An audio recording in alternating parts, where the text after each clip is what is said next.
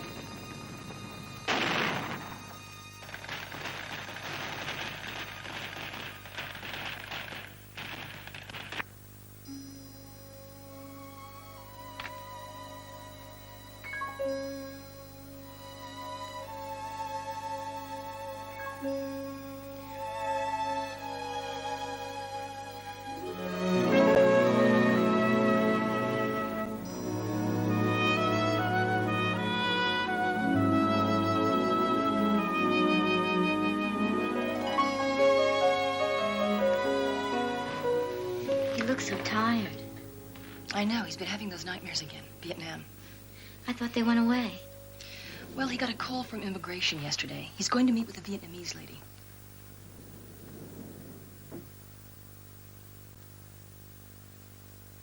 Houston? Yes. Houston?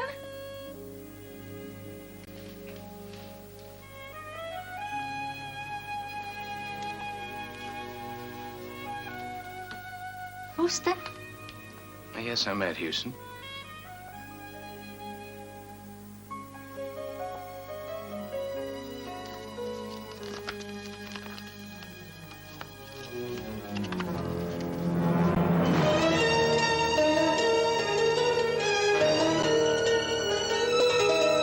It's Cousin Will.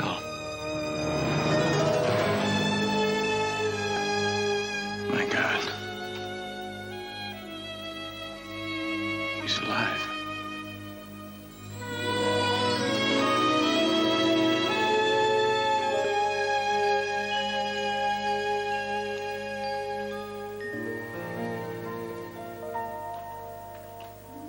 Uncle Roy took these of my cousin Will and me when we were just 10 years old. I remember I used to count the days till I could go visit him in Arizona.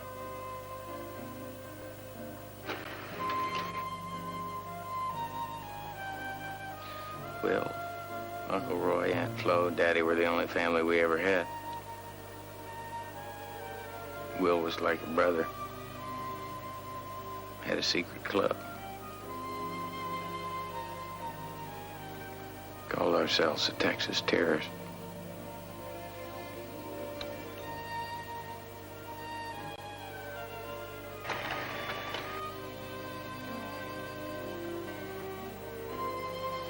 Made a vow we'd always take care of each other. It wasn't your fault, Houston. We only had 3 weeks left on our tour of duty. Flying medical supplies to a platoon just northwest of the Cambodian border. Got hit, went down. Will was injured in the crash. We radioed for help. Charlie was behind every bush.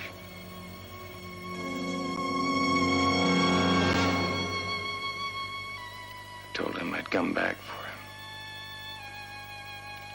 You were wounded. You thought he'd been killed.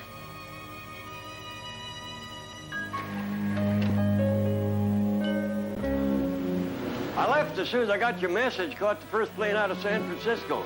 Now, what could possibly be so important?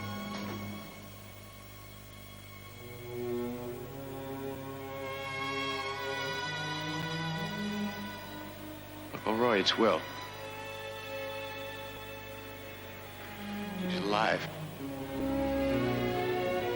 Your son's alive.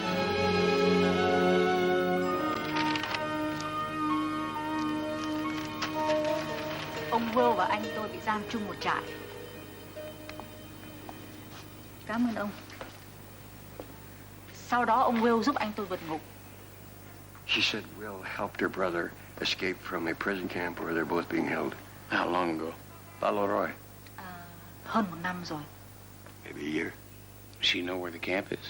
Well, she doesn't speak about it the way we do in terms of latitude and longitude. She talks about a tangled jungle and a series of 5 hills. I think she's talking about Dim Tao province, which is right here, just across the Vietnamese border in Cambodia. Uncle Roy, that makes sense. Last time I saw Will was right here. What are we waiting for?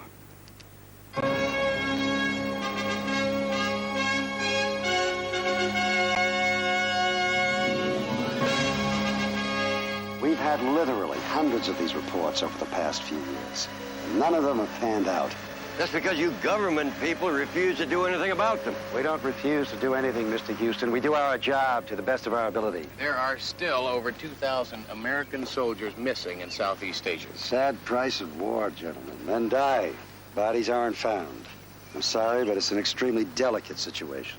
The delicate situation, as far as I can see, is that my son is being held prisoner and his country is unwilling to go find him. Now, we've been here for 36 hours, shuffled from one bureaucratic dead end to the next. I'm sorry about that. I truly am. Your government's official position is that there are no POWs in Southeast Asia at the present time.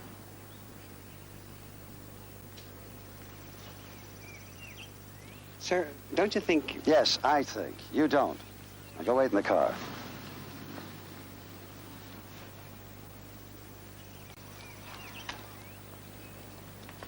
Man to man, I know exactly how you feel, both of you.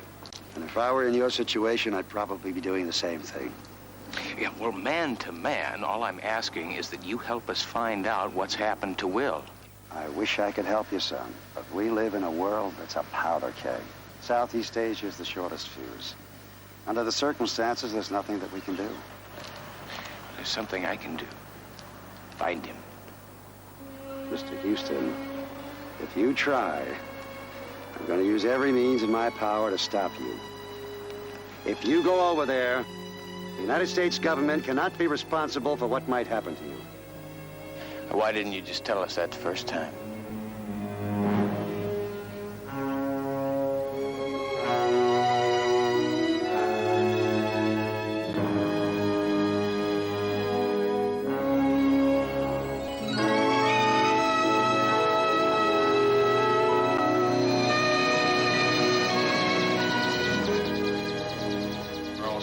They're not going to let us do this, you know.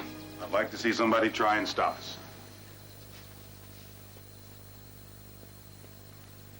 Airline tickets, they rushed him through. Thank you, Chris. I feel like a kid again, like I'm 50 again. I can't wait to get started.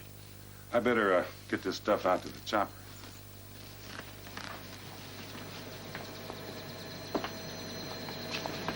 You gonna tell him? Yeah. I hope you realize how much I appreciate you coming along with me. No sweat. We don't know what we're gonna run into over there. Yeah. Like I said, I've been wanting a vacation.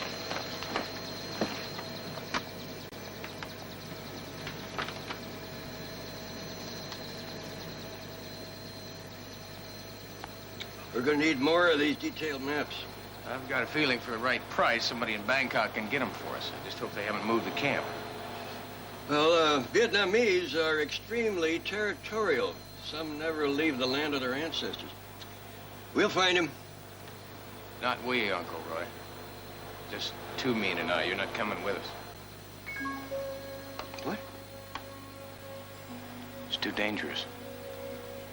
I've been in hot spots before. I know, Roy. It's just that if you go over there... I was fighting fascists in Spain before you were born. You don't understand. What I'm trying to tell you is... Spent a whole winter charting North Korea while you were still strapped to your high chair. Would you knock it off? That was a long time ago, and you are not fighting fascists anymore. How long do you think you'd last? Men half your age don't last 10 hours in that jungle.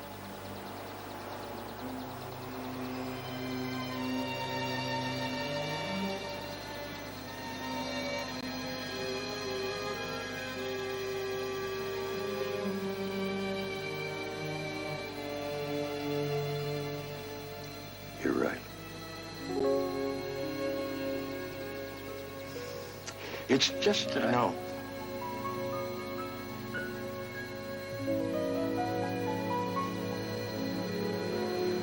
I know.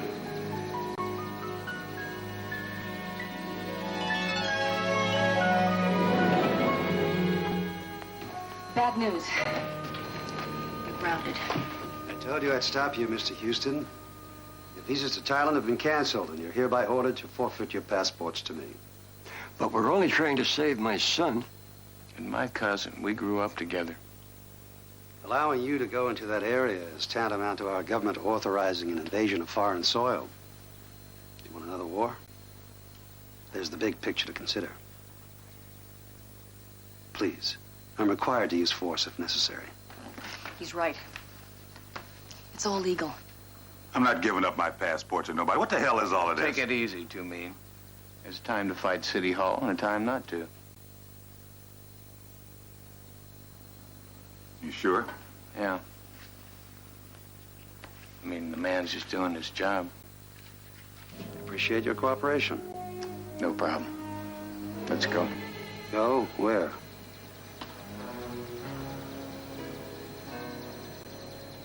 This is not a casual question, Mr. Houston. It's official. It's going for a little ride in my chopper. Unless you have the authority to prevent two private citizens from taking a little tour of the city lights. Mr. Houston, I got nothing against you. Don't force me to do something we'll both regret.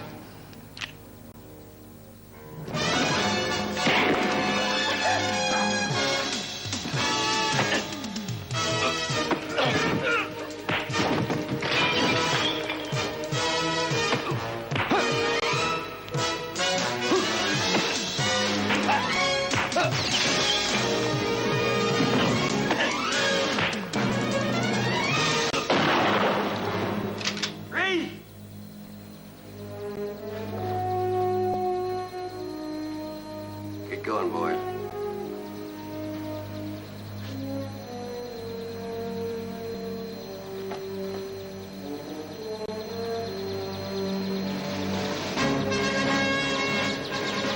We'll get to Mexico and arrange for a flight to Bangkok from there. Look, CJ, if I don't come back... You don't come back. Uncle Roy and I are going to come looking for you.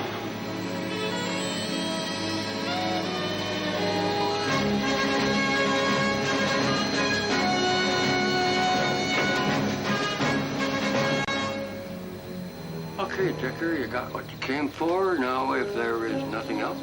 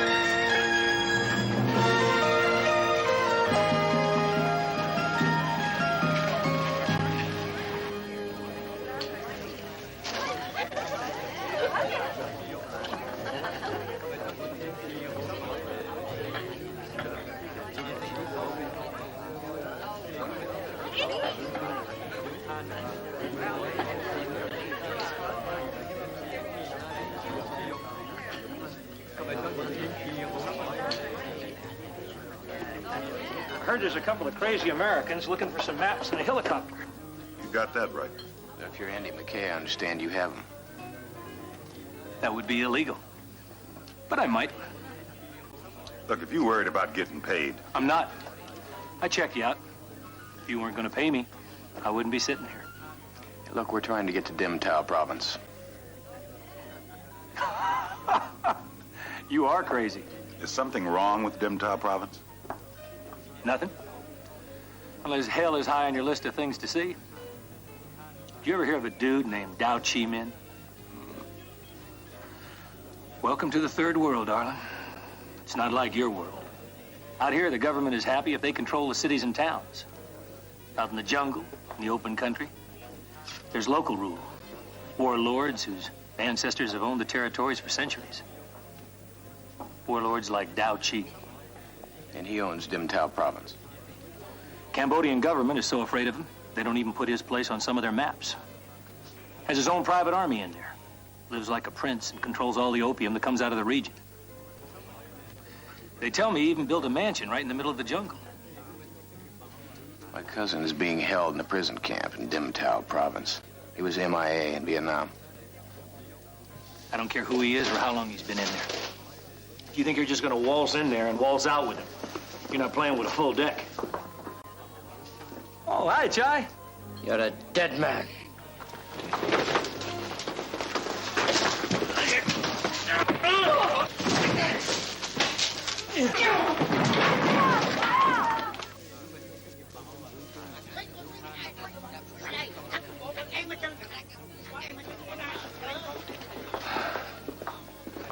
Just a little squabble over a bar bill. About the helicopter. Look, if your cousin is in there and Dao Chi's got him, I know what you must be feeling, but with just the two of you, you're spitting in the wind. Now, what about you? I mean, you know the area. You look like you can handle yourself. We're going in there one way or another. We could use an extra hand. Like I said, fella'd have to be crazy. How about for $50,000 American? For $50,000, I'm downright certifiable. You want to go? As soon as we settle your bar tab.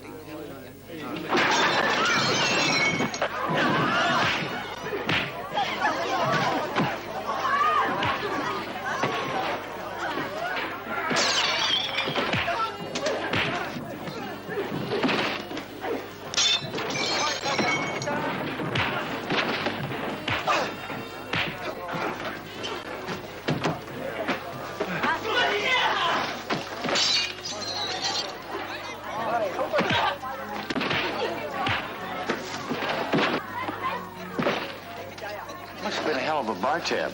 Well, actually, it had something to do with Chai's sister.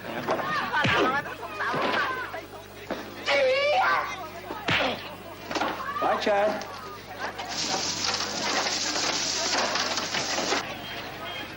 Where do we pick up these maps? I'll have them for you in the morning. What about the helicopter? About that, I need an advance on the $50,000 for some minor repairs. Well, how much? About half. Well, what kind of helicopter you Save it for later. We got trouble now. Going my way? I would have joined you in the bar, but you seemed to be occupied, so I grabbed a cab. You're unbelievable. People have been telling me that for years.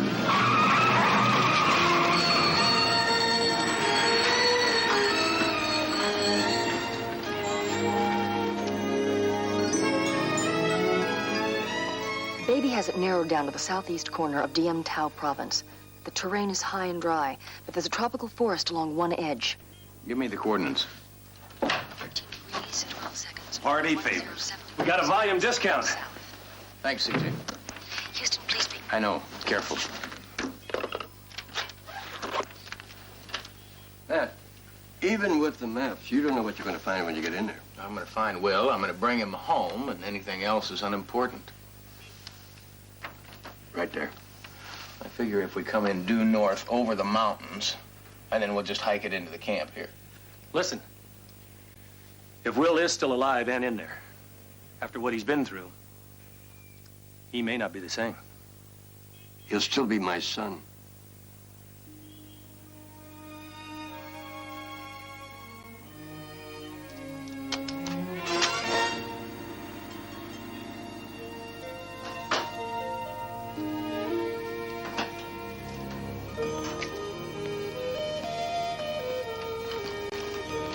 That's the last of it.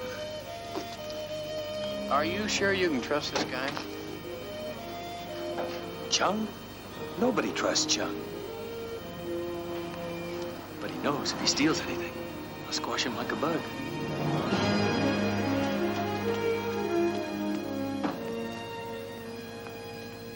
I remember the Christmas we came to visit you in Texas.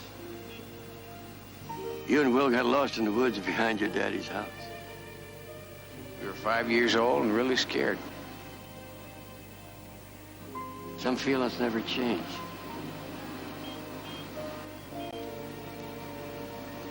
I'll be back. We'll both be back.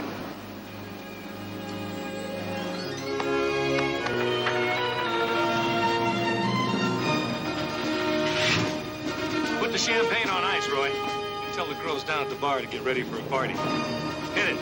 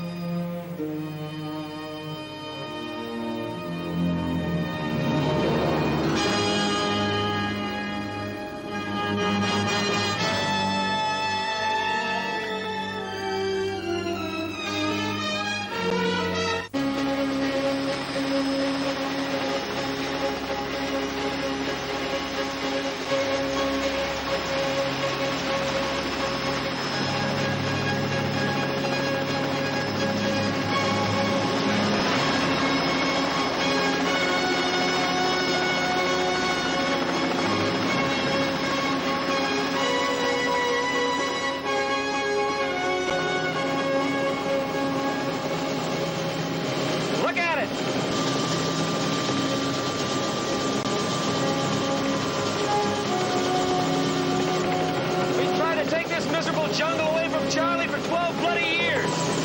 Yeah. Breakfast firefights, midnight mortars.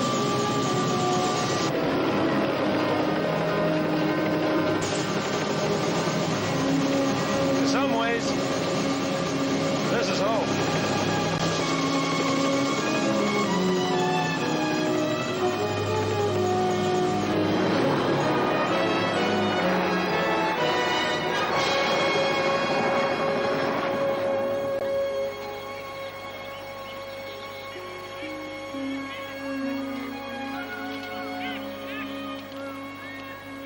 Want to bite a lizard?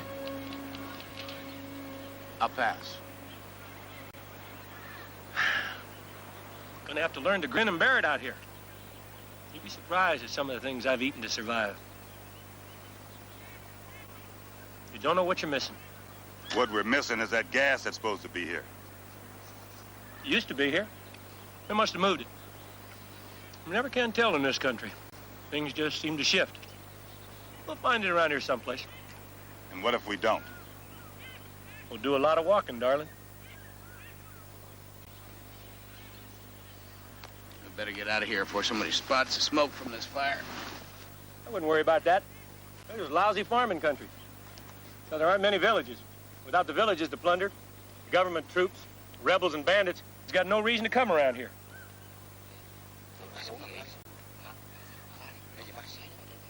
And you wouldn't mind explaining to me who those fellas are?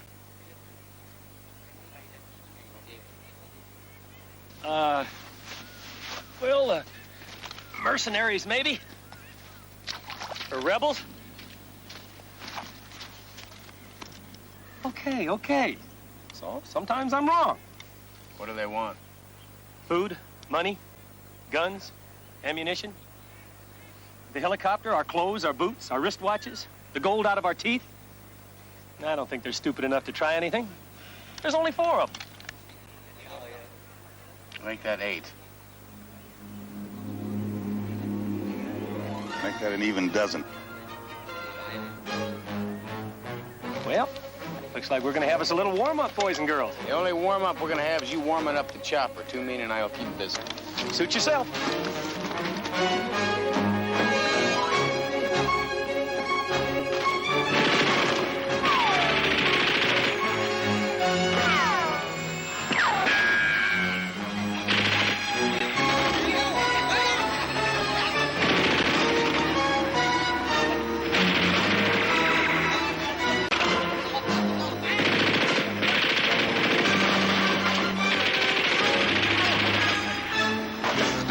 lot of good. Where is he?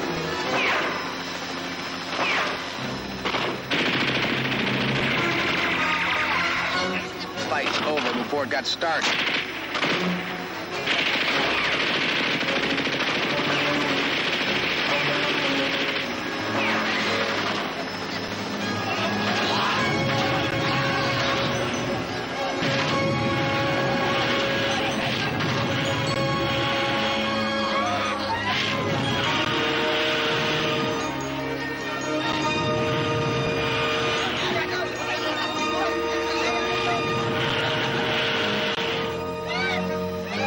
Is that warm enough for you, darling?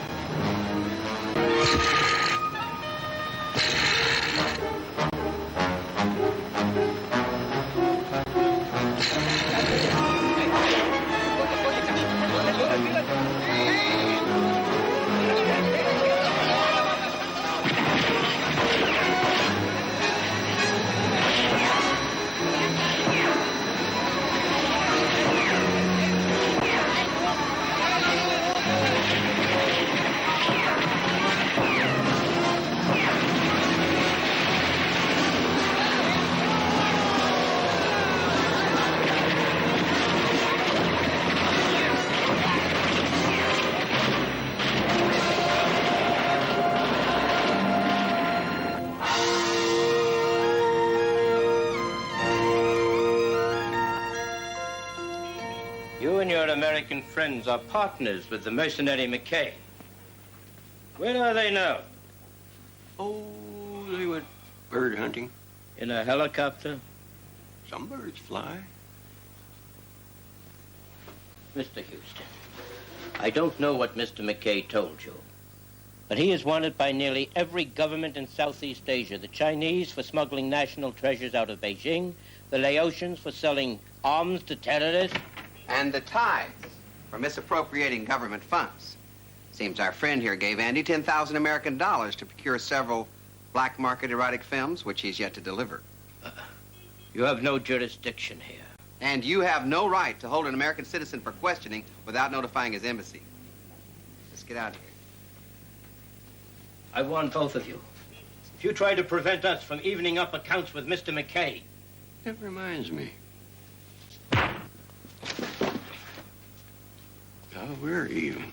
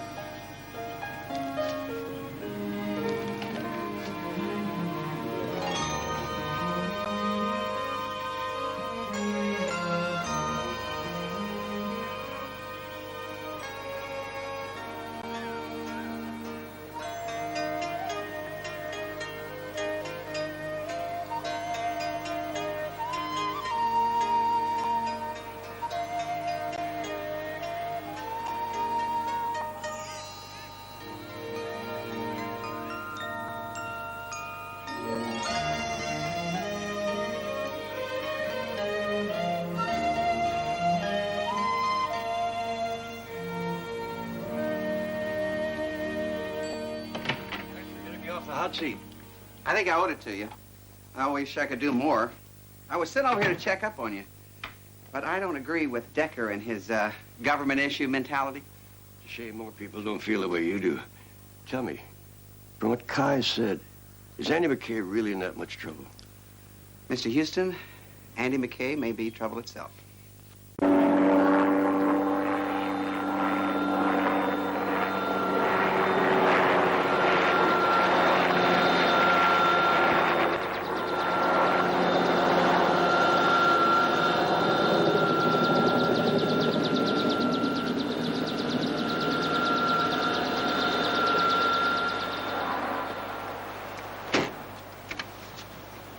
Then it was just after the resignation of General Tu, I took off for Africa and latched on with some freedom fighters. And those suckers got heart. Really? Yeah, I stayed down there for about 6 months. Best 6 months of my life. After that, that, I fought with the rebels in Afghanistan. Long hours and lousy pay. They were tough little buggers. Real hellraisers, too.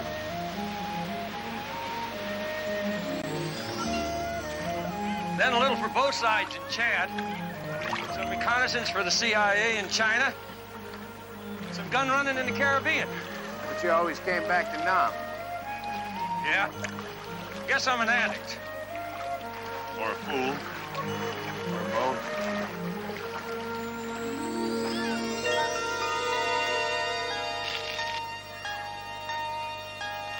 Nasty little booger, huh?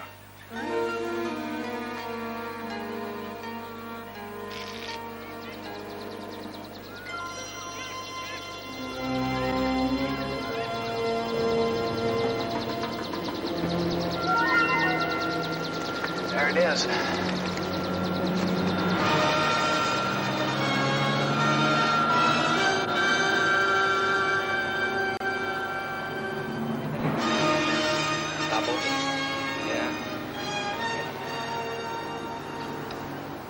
What do you know? Man's even got a TV dish. Yeah, all the comforts of home.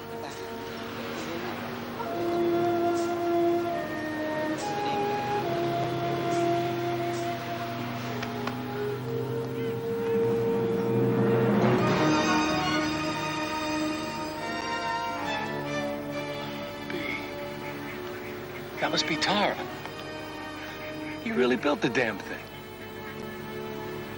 Pretty as a picture, ain't she?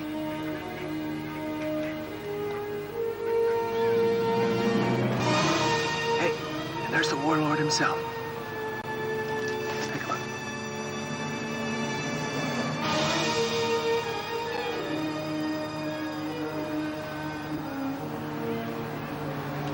We'll get Will out of here, Houston.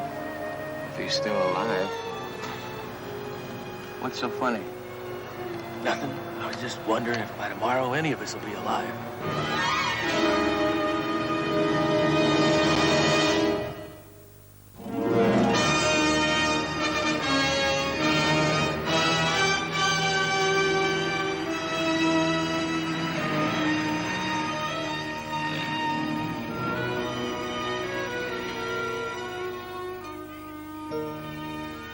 Judging by the guards and the bars, Will must be in there. All we gotta do is create a diversion so we can get in and get him out and not fight the whole outfit. So we just put some charges around the perimeter. Put two men in the thicket back of the camp to keep them busy while we take the hunt. No sweat. And then all we got to do is to run 2 miles cross country, swim across the swamp, and get to the chopper before they get to us. No sweat. Let's get going.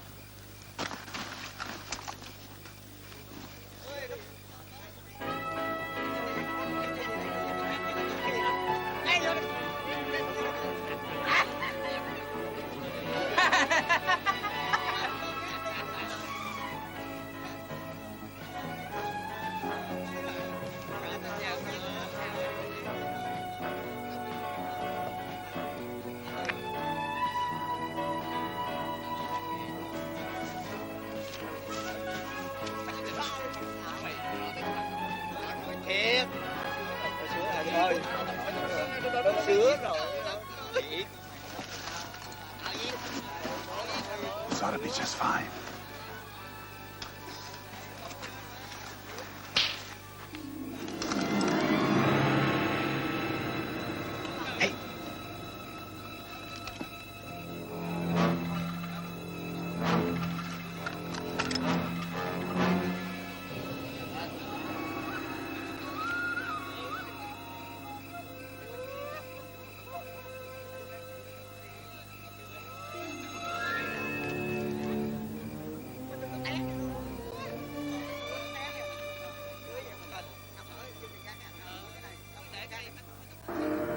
Đồng chí ơi, có cái tụng trên TV đồng chí thích kìa. Ghi lên ganh ai lên. Cảm ơn đồng chí. Tôi thích thằng cha đó lắm. Hey Skipper.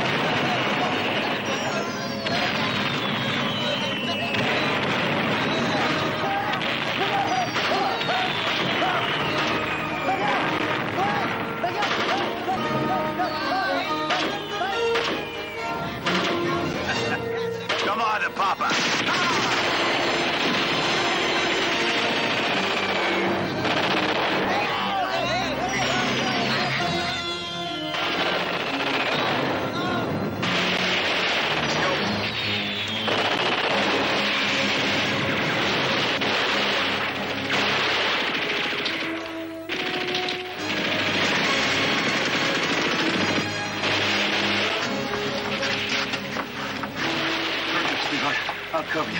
And make sure you get the right guy. I don't want to go through this again. Don't worry about it.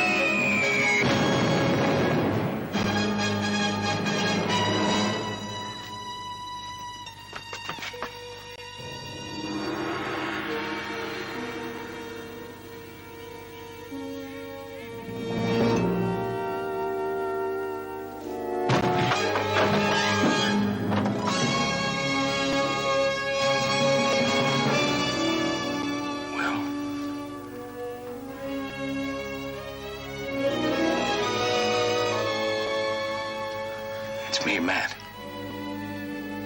My God.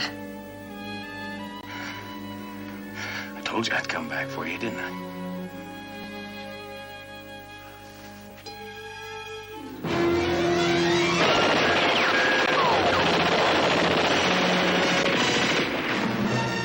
Các đồng chí cẩn thận đi.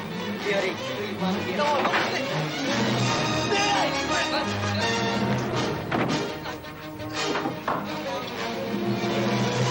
Should I know you? No, and in another couple of minutes, you're never even going to get the chance to meet me. About a 2-mile sprint to the helicopter. Not through that door. You know another way out of here? No. I was afraid you were going to say that. Các đồng chí cẩn thận. Thấy hồi nào?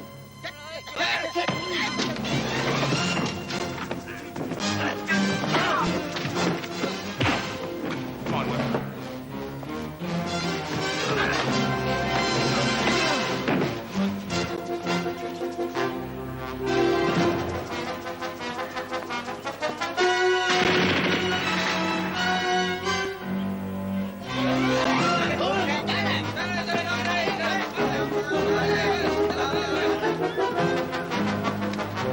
Best defense you've ever played.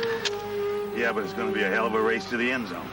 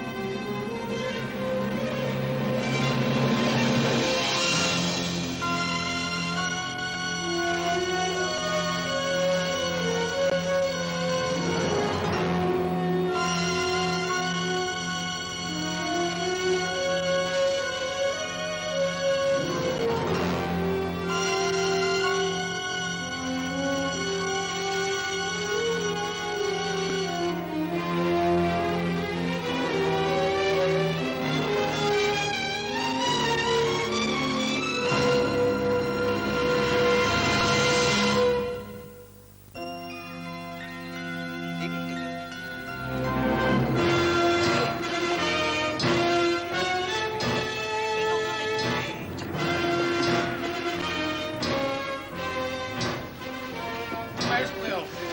What did you do with Will? All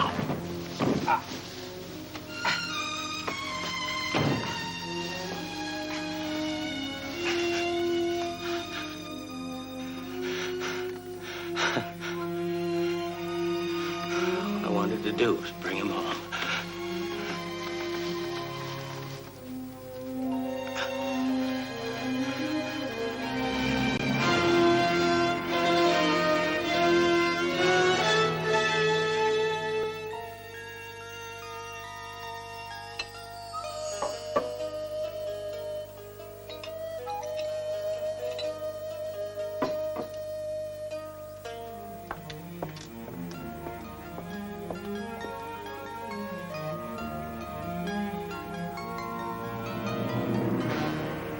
And you're certain this man, this Houston, is worth millions of dollars. You realize I have only your word that he is. Why should I trust you?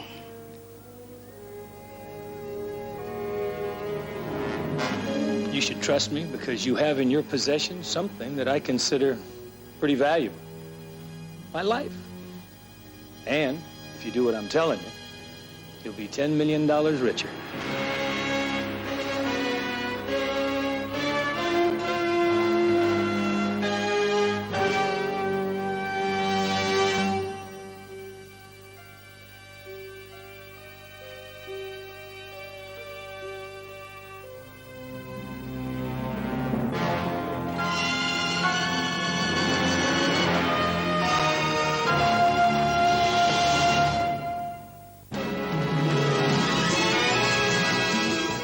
And the second part of this story can be seen on Thursday evening at 11 o'clock.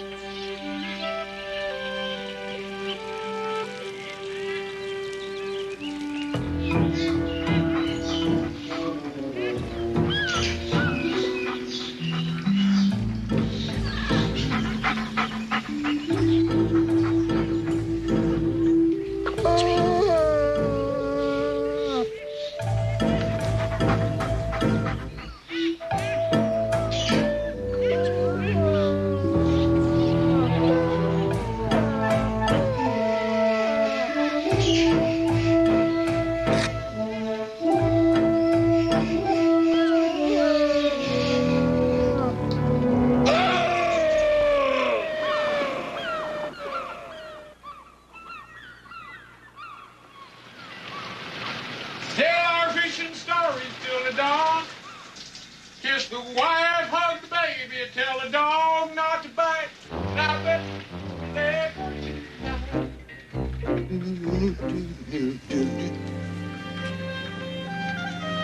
It's real nice. I thought chimps were supposed to be cute and cuddly. Not luscious and lousy music critics.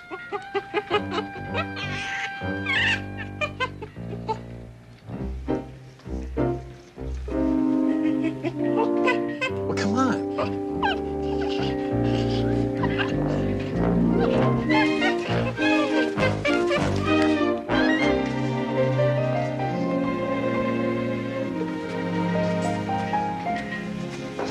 Dr. Russell, I presume? My favorite little guy. Give us a kiss. Come on, give us a kiss. Oh, good boy. Yeah. There you go. He's a great boy. You know, when you told me last night that you had something very special planned for the both of us, babysitting an alcoholic ape was not the first thing that came into my mind. Well, when you date a zoo vet, you have to accept the consequences. Croissants from Delmonico's, orange juice from Florida. The bribery will get you nowhere. Why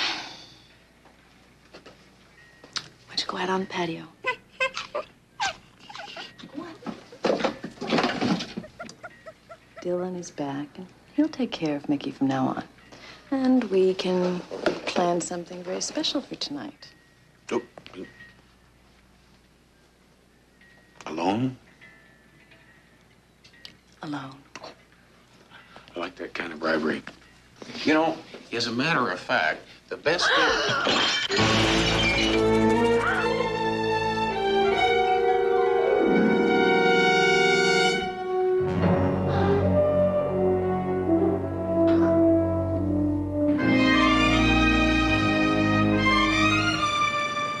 This was taped 2 days ago while you were in San Diego helping your lady friend. It was in this Los Angeles courthouse today that Judge Malcolm Granger, citing a technicality, overturned the murder conviction of the accused assassin known as Andre. This was the scene 6 months ago at the Los Angeles Sister City pageant. The most beautiful girls in the world had come to Los Angeles to celebrate the 20th anniversary of the event. Peaceful, serene, and then terror struck. Shots rang out. The intended victim, an oil magnate, narrowly escaped death. Minutes later, Private Detective Matt Houston had the accused assassin in custody. Don't worry, CJ. It's going to be all right. No, it isn't. He said he was going to be out in 6 months, and he is. Then he said he was going to come after you, Houston. 2 days. Didn't waste much time. If it was he who left that calling card at your place. Oh, it was him. Following his conviction, the assassin hired attorney Leland Roos to file an appeal. And here comes Judge Granger now, who today ruled that the convicted man's civil rights had indeed been violated. Judge Granger, any comment? I'm just pleased that the system works to uphold our basic freedoms. Excuse me, all.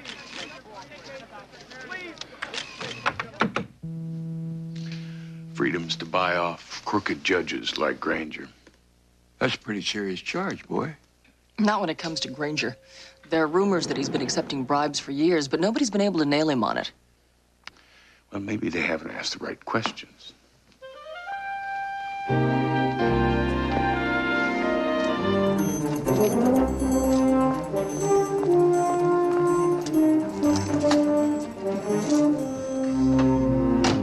Home, Francis?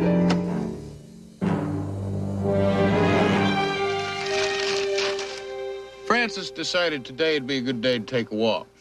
Who are you? I'm the man that put Andre in jail, and you're the man that let him go. Judge, this is a .45 automatic pistol. It fires a bullet at about 830 feet per second. Cranial bone damage, well, hell, it'd just blow your head off from here. What do you want? For starters, where's Andre? The, New Robinson Hotel, room 109. You got a reputation around that says you're very expensive. Who paid you off? I don't know. Why don't you try again?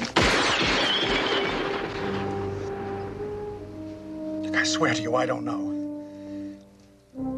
A package arrived at my house. There was $300,000. Cash. Small bills. But you can't prove it. In case you haven't noticed, you make me sick.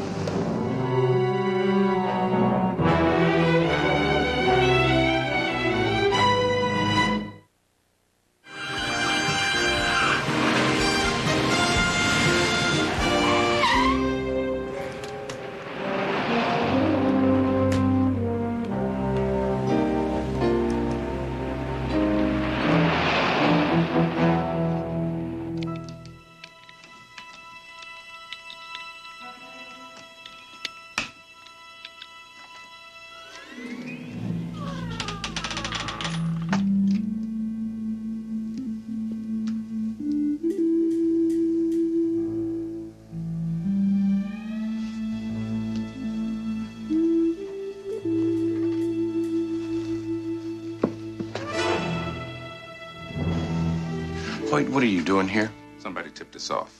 A certain somebody who claimed some hotshot PI stuck a .45 where it didn't belong and gave him an impromptu lesson in ballistics. I don't know what you're talking about. You realize this is breaking and entering and also illegal search and seizure? Well, it's just search right now, Hoyt. Haven't seized anything yet. Certainly wouldn't want to deprive the Wolfman of any of his rights now, would we?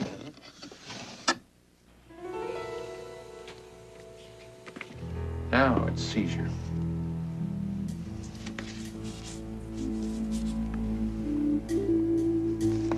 This is what I was afraid of.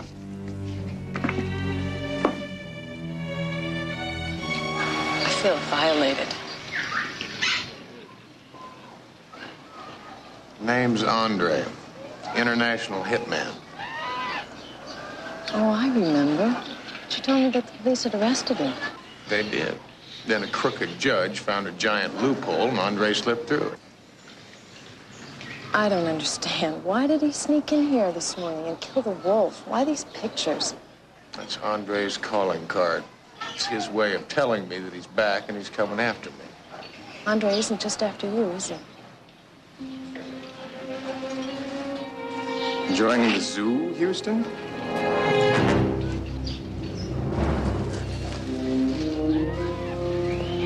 Just thought I'd exercise my right as a free citizen to see the zoo, that's all. Don't you save it for the judges and lawyers? Didn't anybody tell you it was against the law to break into someone's room? Look, if you're coming after me, why don't you and I go out to the desert and settle this thing alone? That would be too easy. Anyway, I've got something else in mind.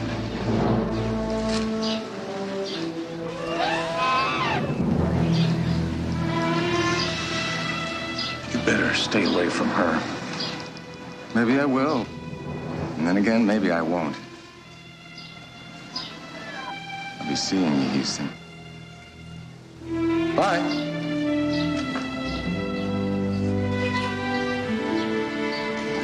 Thanks for all the attention, Matt. But you know you're gonna have to let me out of your sight sometime. Well, maybe. But look, for the time being, what I would really like you to do is take...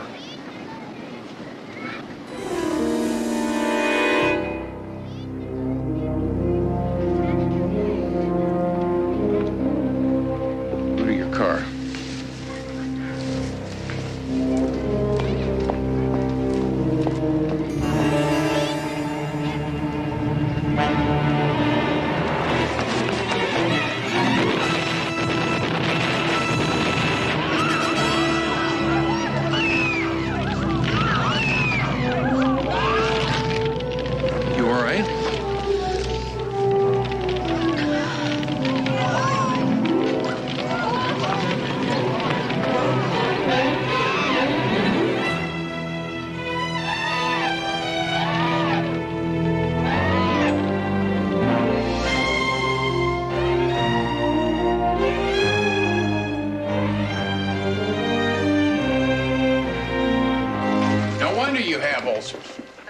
Pastrami gives me joy. You give me ulcers, especially when you call me in the middle of a departmental budget meeting to tell me your lady friend's car was used for a Roman candle.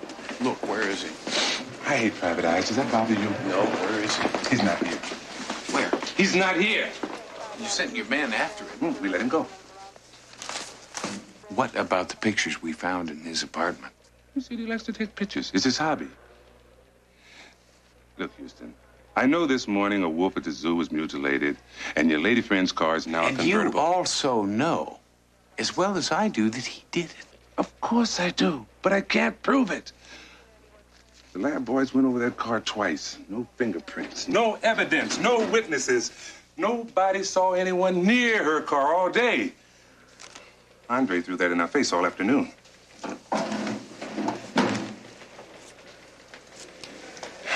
Houston, I got a couple of my men out looking for him. When we find him, we'll watch him night and day.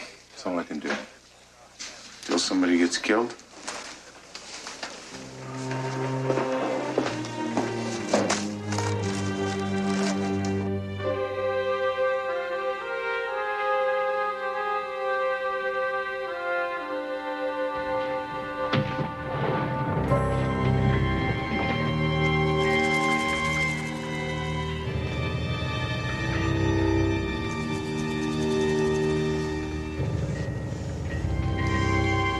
Houston. Houston.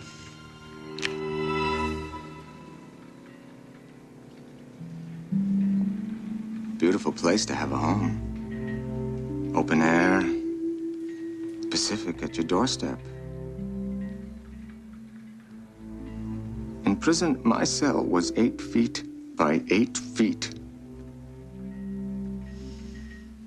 There was one small window up very high. It opened up onto a courtyard overlooking other windows and gray concrete walls. If you're gonna kill me, why don't you just pull the trigger? Oh, I will. When I'm ready. You're not gonna get another chance. I am a Chindi, a wolf witch. Before you die, Houston, I want to humiliate you. The way you humiliated me. I am going to torment you. You're already a dead man.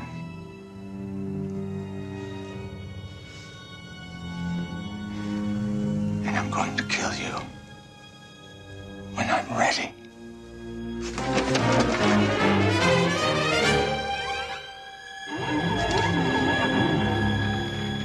It's the magic, Houston.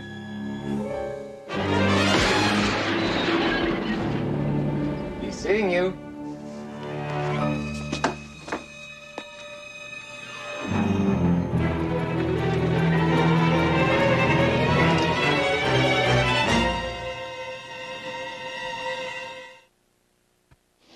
Are you going to tell me what's wrong, or are we going to spend the rest of our lives as Trappist monks? I just think you should go away for a little while. Before this thing's over, it's bound to get very ugly, and I don't want you to get caught in a crossfire. I am scared enough to run from here to New York, but I have my work, Matt. I've got my life. Didn't you tell me that you had some work to do at the San Diego clinic? I do, but I wasn't expecting to go right away. Well, don't leave on my account. I just love zoos. Get back to the clinic. Matt, I don't want to... Just please do what I say.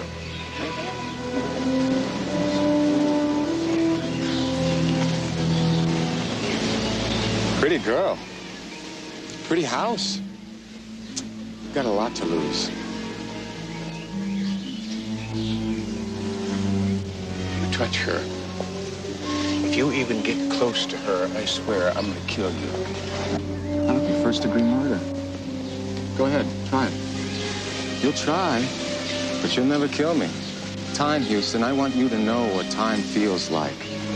Like the 6 months I spent in prison, where every day was like a new bad dream. I want to terrorize your soul. I want to haunt you the way you've been haunting me. I want to bleed you dry. And then, when I do make my move, the girl, she'll die first.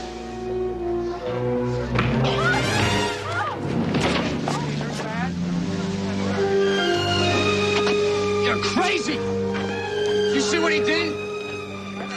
He's out of his mind. You saw what he did? This guy's mad.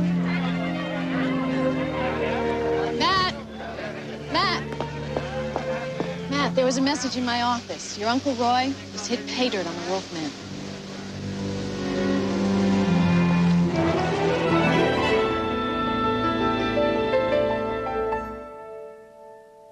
Have you ever heard of an organization called Fullman? Not exactly, but if my high school Latin course serves me correct, it means Thunderbolt.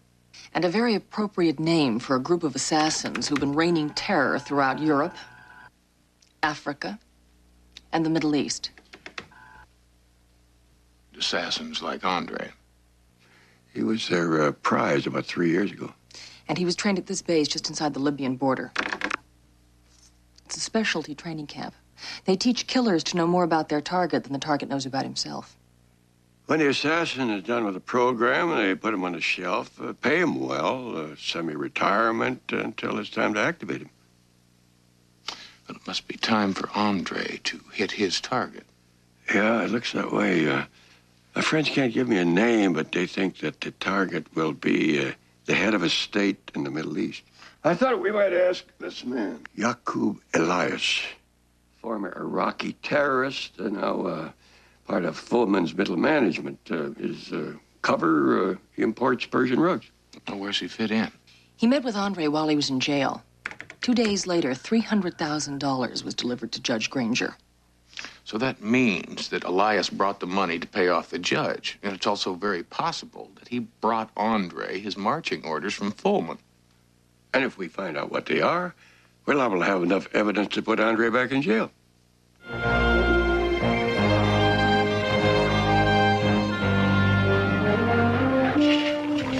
Now, you listen to me, Elias. I'm not one of your puppets. I don't dance with a pull of the string. All we ask of you is that you fulfill the agreement. We know about your obsession with Matt Houston. But your target in the Middle East cannot wait. You must leave at once. Well, I'm afraid I just can't do that. And maybe it was a mistake having to pay that judge. A mistake that will have to be rectified. Don't threaten me. When Fullman finds out about this insubordination, they'll come after you. You don't understand. I'm out of control. I've gone over the edge.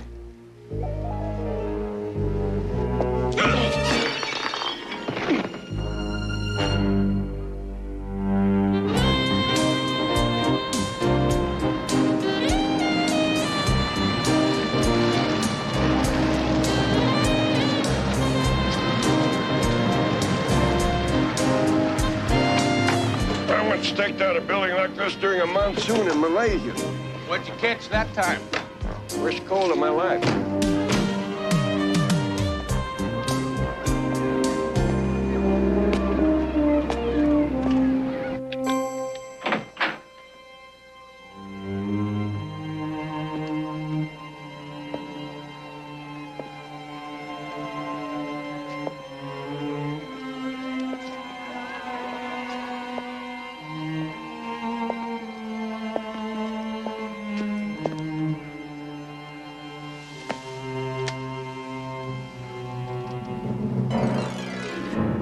Over here, Matlock.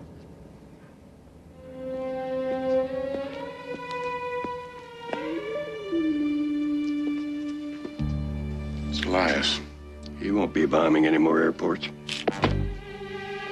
Call Hoyt.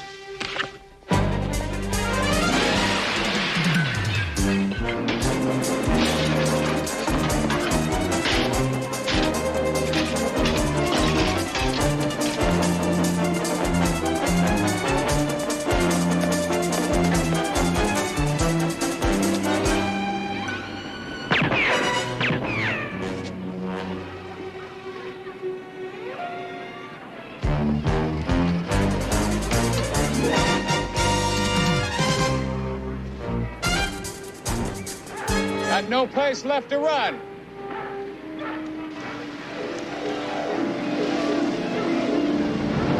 I'm not like other men, Houston. You should know that by now.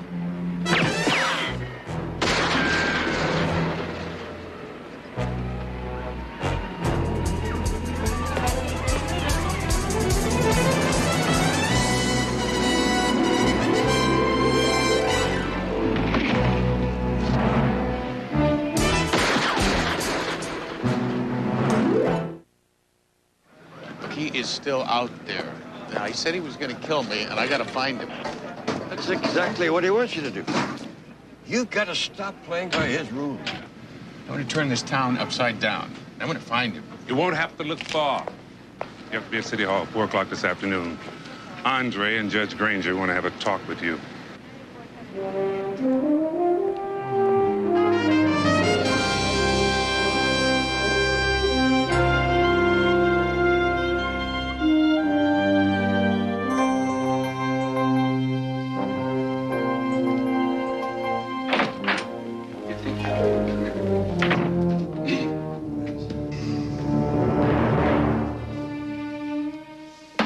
To start with, I'd like to thank Deputy Chief Cassidy for the use of his conference room and Ms. Arlen for consenting to keep the official record.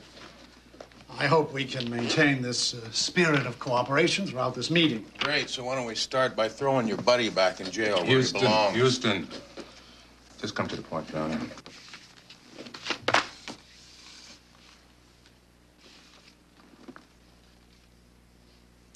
Restraining order? Executed this morning at the behest of the plaintiff's attorney. Come within 100 yards of him now, Mr. Houston, and I'll be forced to issue a warrant for your arrest. I'll see that Houston abides by the order, Your Honor. Good. And I trust you won't mind obeying your own restraining order. Call off those plainclothesmen you've had tailing this man. I'm not gonna let up on you. That in the transcript, Miss Harlan. Good day, gentlemen.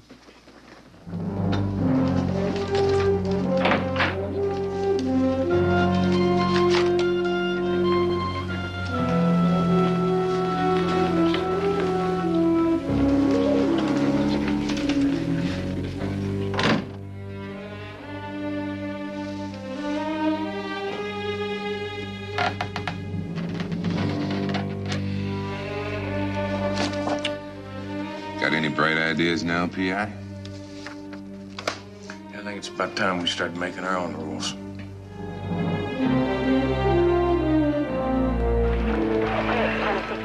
You're running scared, White, just like everybody else. Houston, get smart. Andre got you by the Bill of Rights. You testified against him and you lost. You were seen threatening him. You were seen assaulting him without provocation. Now do me a favor. Get out of my sight. Glad.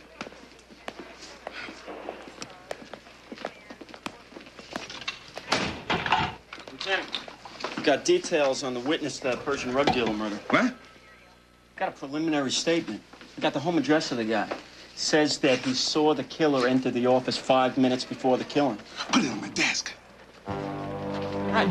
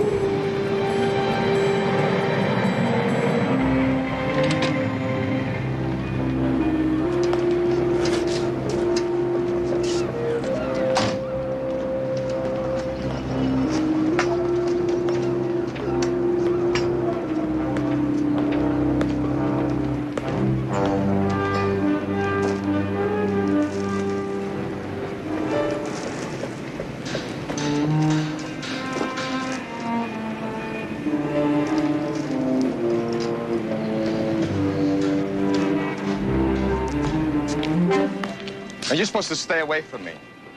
So sue me. You have the right to remain silent. Anything you say will and can be held against you in the court of law.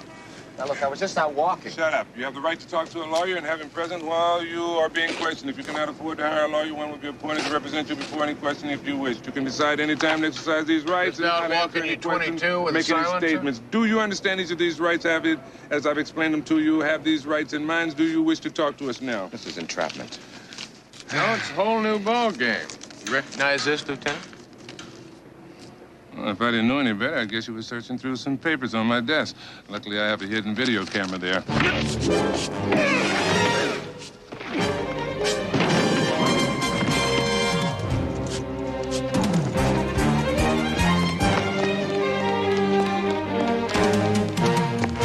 Andre, freeze!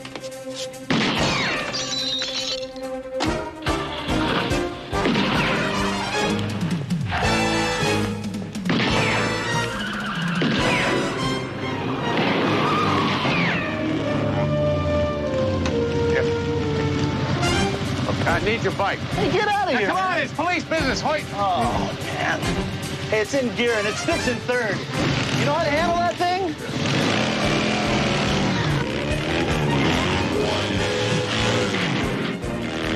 Guess he knows how to handle it, huh?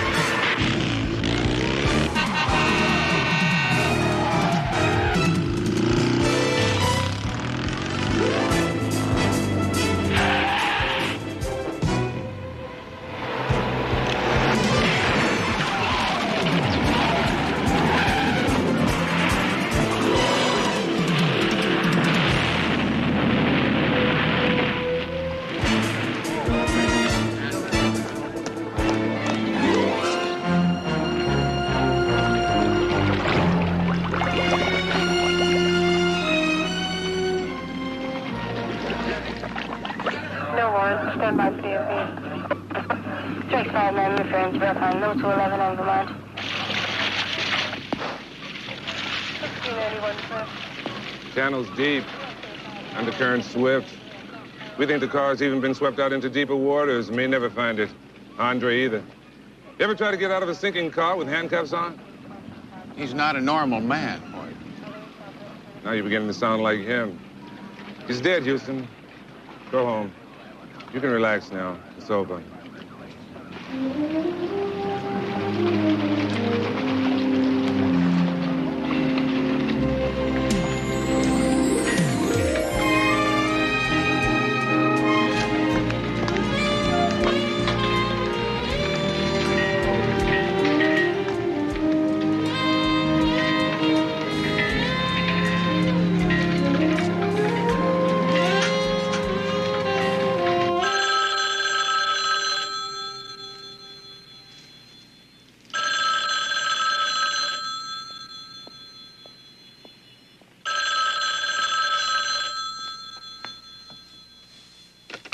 Hello?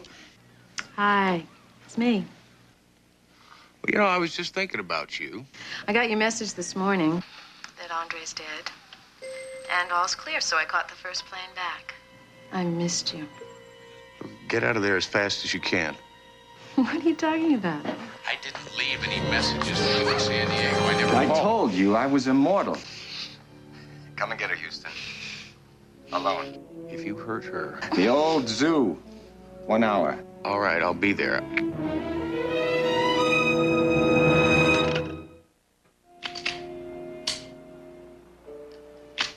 This is all Houston's fault, you know. He was the one that tried to lock me away in a steel cage. He was the one that mocked the ancient magic. Maybe you just didn't understand your magic. Patronize me. I know what you're thinking. You think I'm crazy, that I have some delusion of being a Navajo magic man. Believe that I have the power to bring life or death.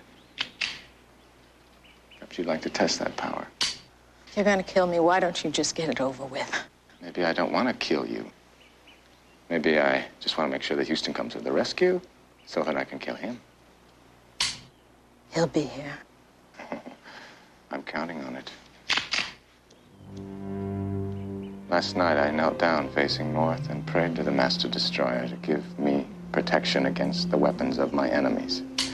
You see, the ancient way dictates that the wolf witch who does not seek revenge loses his power. And if I lose my power, I'll die. Let me go. When Houston is dead.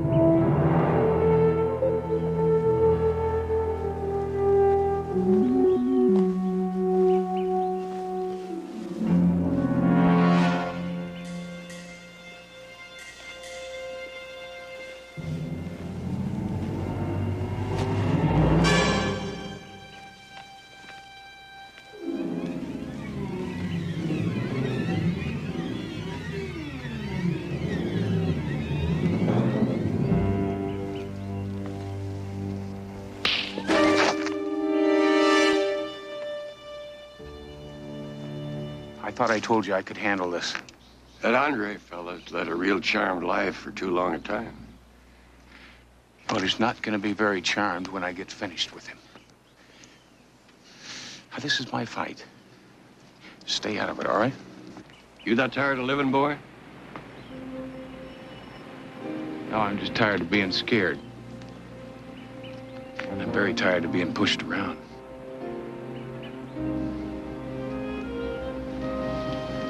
Five minutes.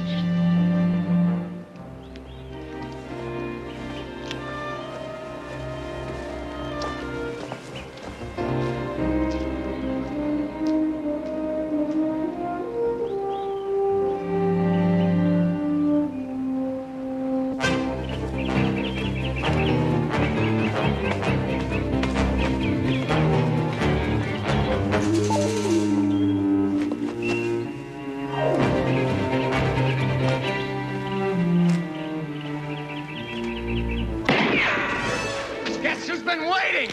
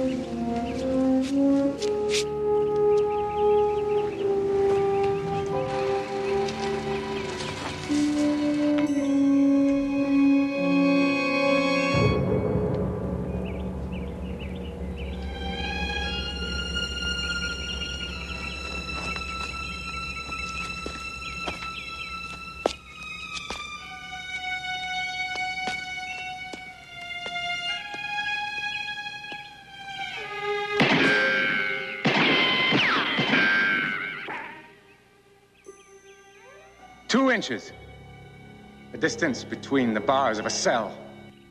Now you know what it's like to have someone else control your life. Hey, you better go check on your friend. She may already be dead.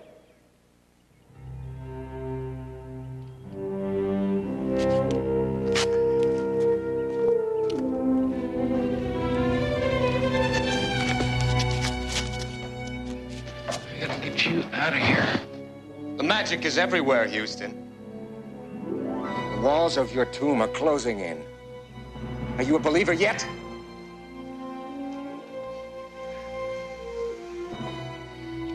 Well, I believed you when you told me you'd let her go if I did everything you asked. And I'm a man of my word.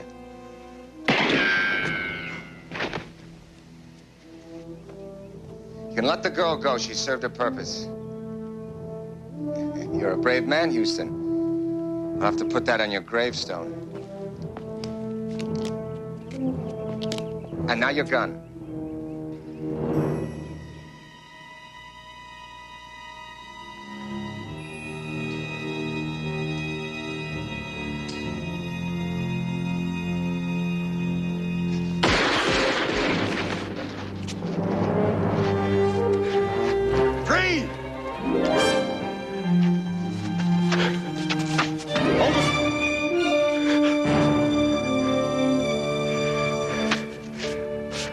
Some of your chimney wolf magic now, huh? You're seeing it, Houston. A bullet inside me. I can feel the hot metal, and still I stand. You're bleeding to death.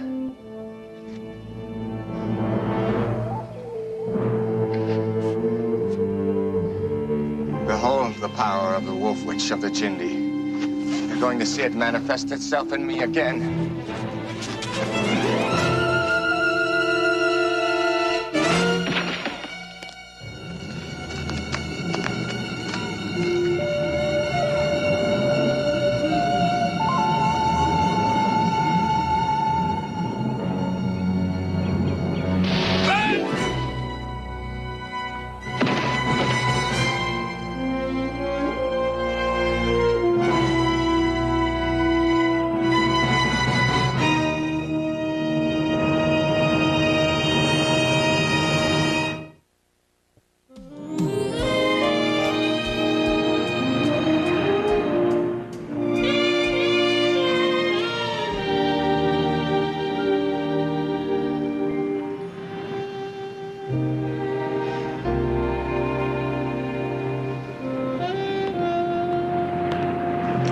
your gowns in CJ's office.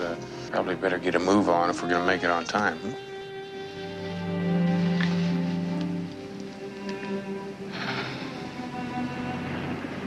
Matt, I can't make it.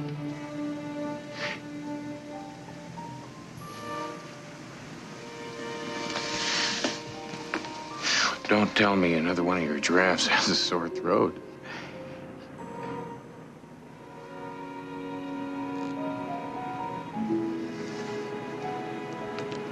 I'm losing you, huh?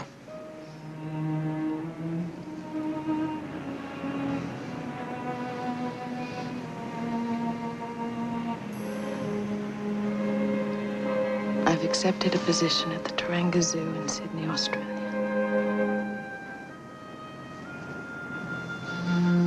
Couldn't have picked a place that's further away.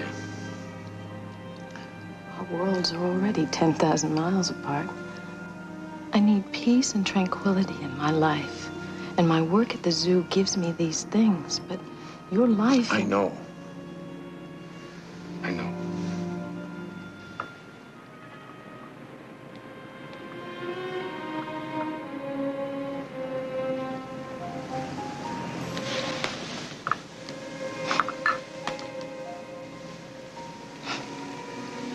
Hate me.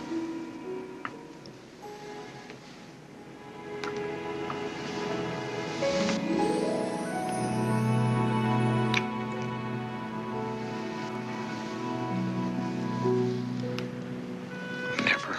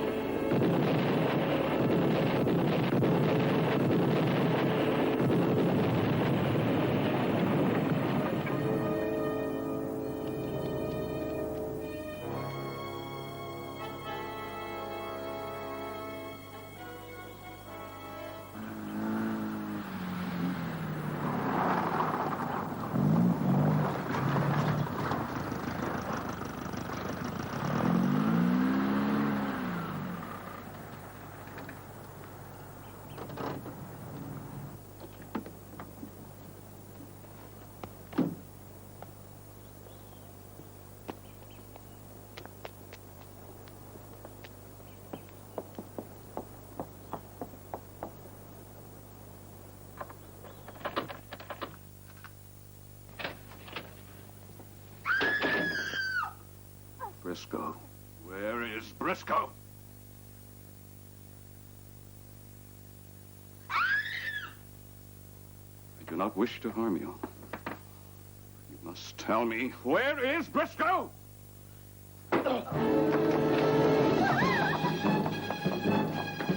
She's headed for the highway. Get the car!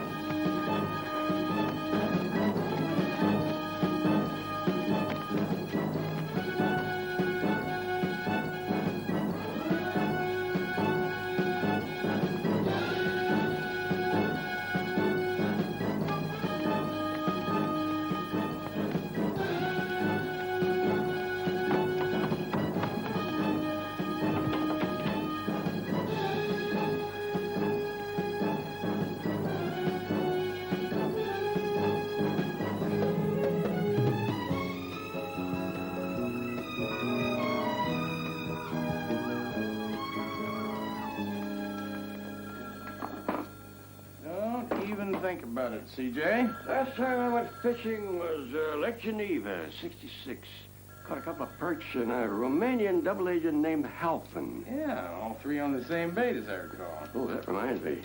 Almost forgot my lucky lure. Houston, it could be important. What's more important than a lazy day fishing, CJ? Hello? Yes? Who's calling?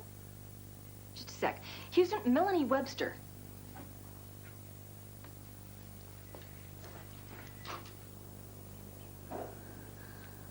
Oh, hurry, Houston. Mel? Houston, you do remember me. Of course, how can I forget? Houston, I'm so frightened. There are 2 men after me. Slow down. Oh, Houston, they broke into the house. I ran. Well, look, where are you? I'm at a bar on Troutdale Road, just off Yucca Canyon. Look, I'm only 10 minutes away. Now, you just stay put, all right? I can't stay. They've spotted me. There's a shed across the road. I'll meet you there. Hurry. Trouble? Yeah, and if I know Melanie, she's in a heap of trouble. Come on. Legendary Spanish spinner. Pure gold and silver, supposedly designed by a mad alchemist in 1607 for the King of Bavaria. Where'd everybody go?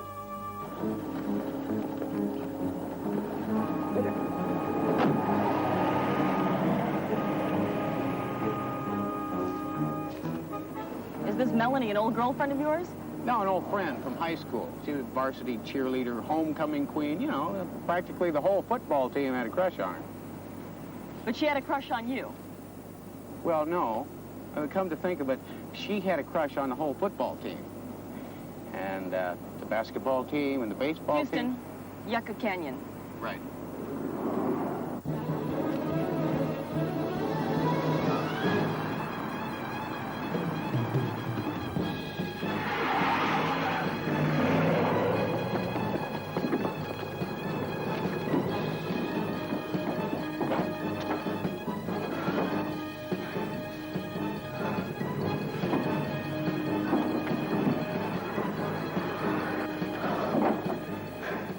Oh, Houston, hurry, please.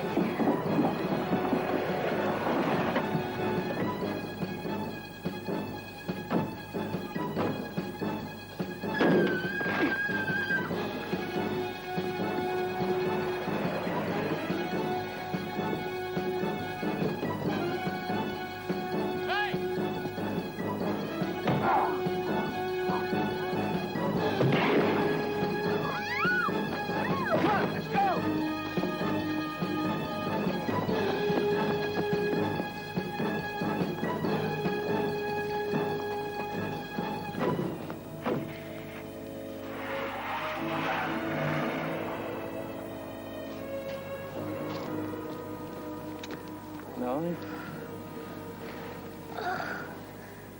Oh, Houston, I must look awful. I called an ambulance. Look, what's going on, Mel? Don't let them get John. Don't let them get him, please. Who's John? John Briscoe. My pot of gold at the end of the rainbow.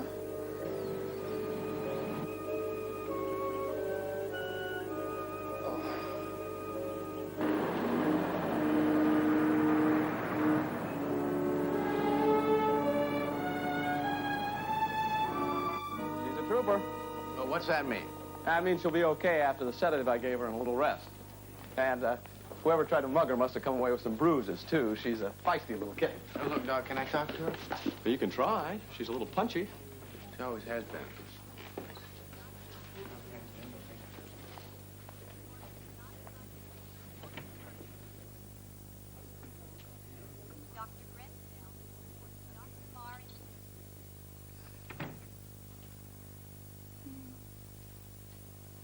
My white knight, just like old times. Wife? Friend. Hi, I'm CJ. Hi. Melanie, the men that were chasing you, do you know who they are? No. I think they want to talk to John. Briscoe. But why? I don't know. Well, where is he? I don't know. Don't let them hurt him. I'm in love with John. Who is he, anyway? I told you. My pot of gold at the end of the rainbow. Look, Melanie... Houston, will you go back to the house and get my things? I don't want to go back. I'm too afraid now. Yeah, I can do that for you. But look, you gotta answer some questions for me. Are you wearing blush? Or are your cheekbones naturally that high? Melanie, if you're in some kind of trouble, we need you to tell us about it so we can get... Houston, remember how in high school everyone thought I was the girl least likely to succeed? Oh, I heard the jokes. When they're handing out brains in heaven, I was getting seconds on body. Well, they were wrong. My ship has finally come in. And John Briscoe is my big chance to be somebody. That's why you've got to promise me that you won't let them hurt him. This could be my last chance. So you've got to promise, please. I'll see what I can do. Oh, good.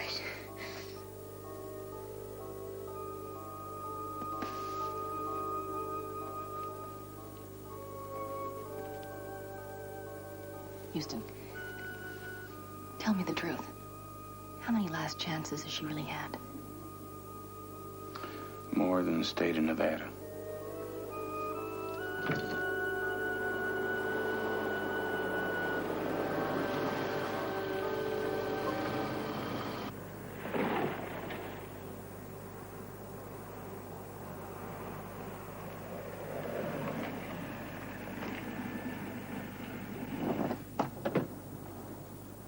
Get Uncle Roy on the horn.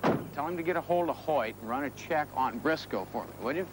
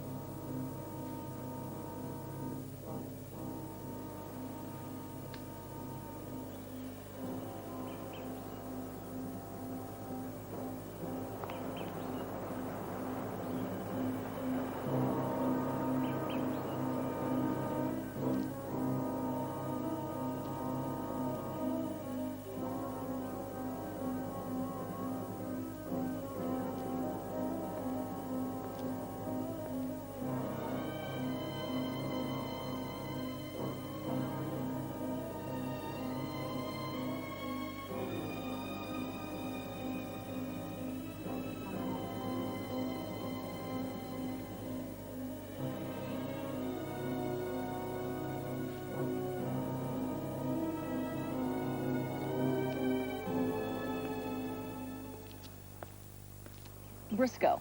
Briscoe. We know he was in Las Vegas until a couple of days ago, and other than that, I don't know what to tell you. Well, I guess one kind of fishing is as good as the next. I'll see what I can find out.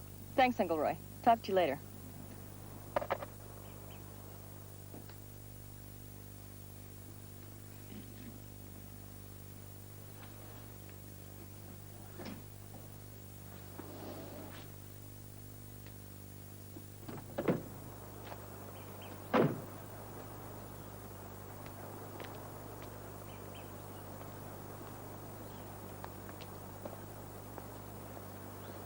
Do not move. Who are you? Well, I suppose I could ask you the same question. I ask you first. So, have it your way, huh?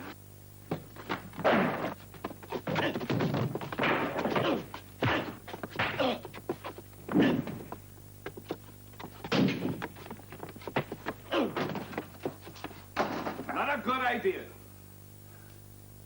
Who are you? It sounds familiar. I think I just went through this whole routine.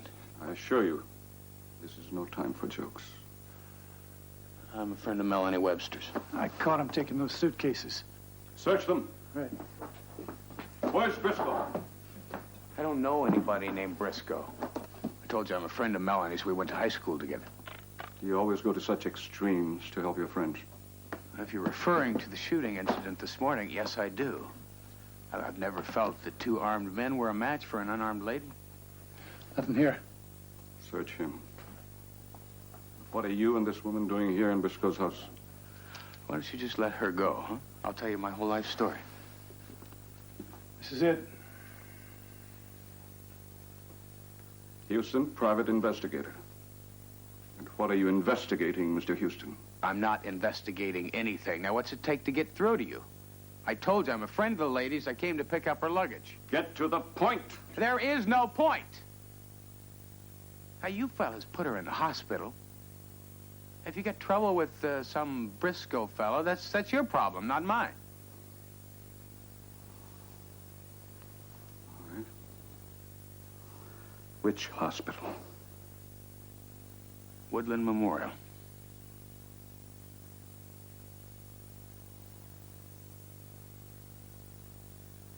I believe you.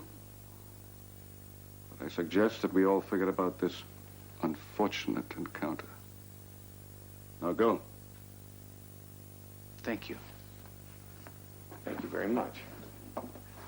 Listen, I'm sorry about the misunderstanding. Thank you. Go. Go on. Thank you. Keep looking. Right. Gonna find that hospital. I'd hate to be around when he finds out you gave him the name of the wrong hospital. Yeah, well, I've got a very bad feeling about Melanie's latest Last Chance. I mean, all that Oriental art in there, they could start a small museum. Or a very large bank account. Houston, do you think she knows more than she's telling? No, it's hard to believe. She usually tells more than she knows. In any case, we'll find out real soon.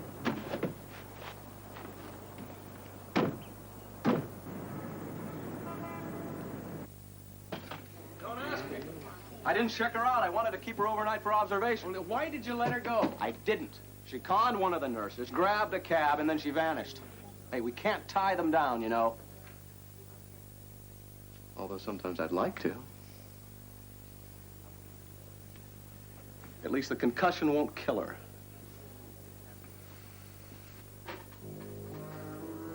There's a couple fellas out there who just might try.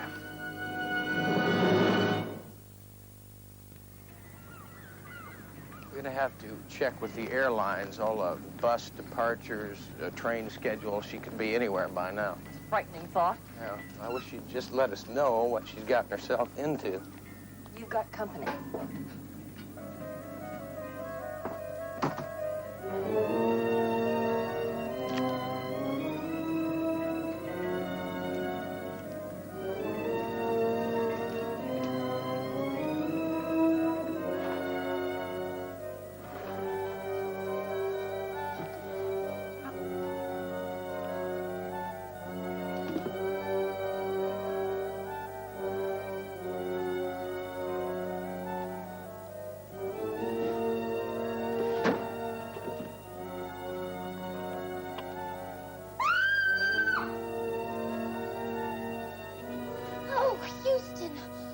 thought you were a prowler. Yeah, well, I was under the same impression. I mean, You mean the glass door? I had to break it. I don't have a key. Hi, CJ. You look terrific. Melanie, we were at the hospital looking for you. Oh, I couldn't stay there. I was too afraid they'd find me. Oh, you brought my things. You're a doll. Look, Melanie, I think it's about time that you did some coherent explaining. Oh, boy. The two men that were chasing you, they were at the house that you sent me to. I bet they were. That's why I didn't want to go back and get my things. And when I went to get the car, I didn't dare even look inside the house. Melanie, what do they want? Something that belongs to John. They have no right, it's his. They're trying to take it away from him. They're very greedy. Ah, look at that spot. Who's greedy? What do they want? I don't know. I think you better start at the beginning. Oh, as soon as I get into something else. Okay.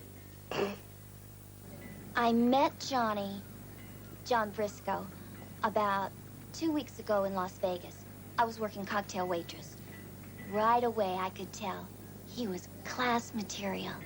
He treated me like a real lady. Best restaurants, classiest clubs. Did he say what business he was in?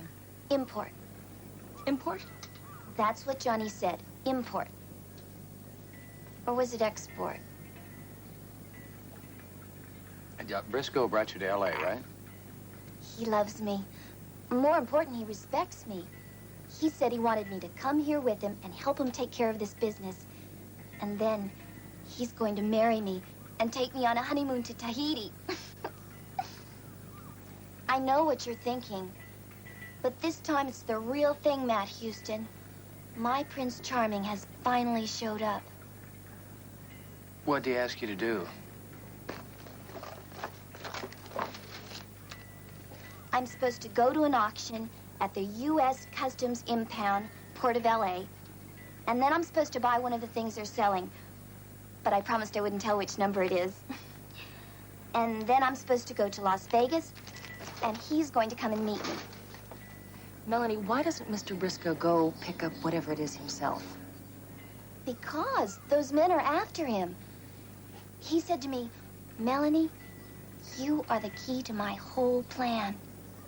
And then he said he loved me, and he left. Where'd he go, Mel? Away.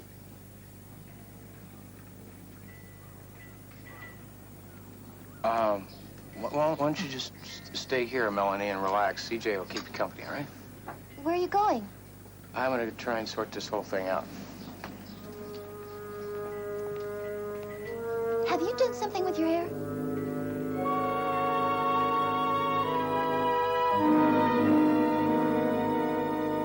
Well, it wasn't quite the fishing expedition I had in mind, but I was able to reel in a fair amount of background on John Briscoe. Now, why don't you go ahead and start unreeling, Uncle Roy? As expected, Melanie's Prince Charming is not quite the catch she thinks he is. Well, he's her type. He's male.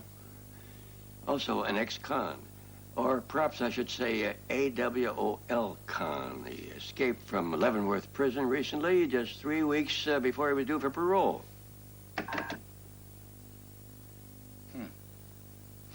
Very interesting. It says here, John T. Briscoe, 35 years old. He was a former supply officer in Saigon. He was convicted of heroin trafficking in 1974, sentenced to 25 years by a military court. Seems he was using Army supply lines to move his smack. I bet you he made a bundle before he got caught. I mean, that would explain the big house, the Mercedes, and all that fancy Oriental artwork. Maybe not entirely. According to some other records I was able to peruse, heroin was not Briscoe's only crime. Wait a minute. That's one of the men that was chasing Melanie.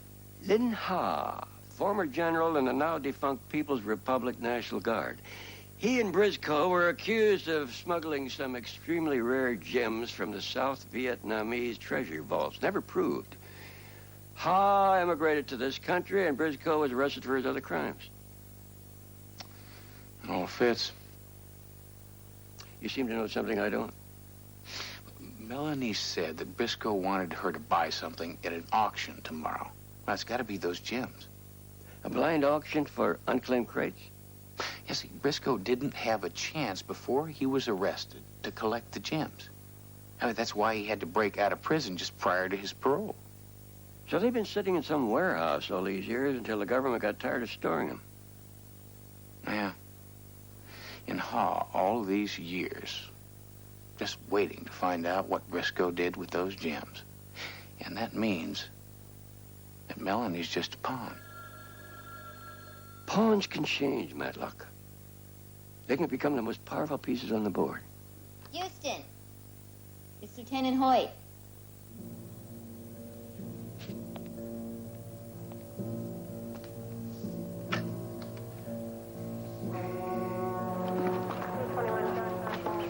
A couple of hikers saw the accident. Station wagon went over the cliff, exploded on impact. We found a body in the back, under the fold-down seats.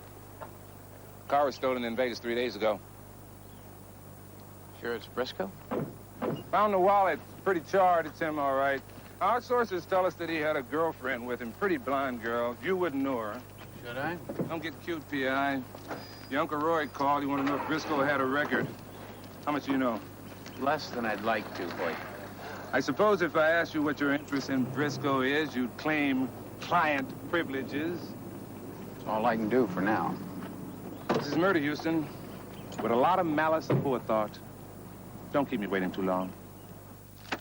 There I was, in the back of a Rolls Royce, wearing nothing but a mink coat, staring into the bluest eyes of this hunk of a tennis player. And all of a sudden, the door flies open, and this shrew drags him out of the car, screaming at him. His wife. Yeah, I was that close again. Houston, you're back. Just in the nick of time. Excuse me, I think I have a rendezvous with an aspirin. You're not leaving. I'll be at home if you need me. Thank you very much.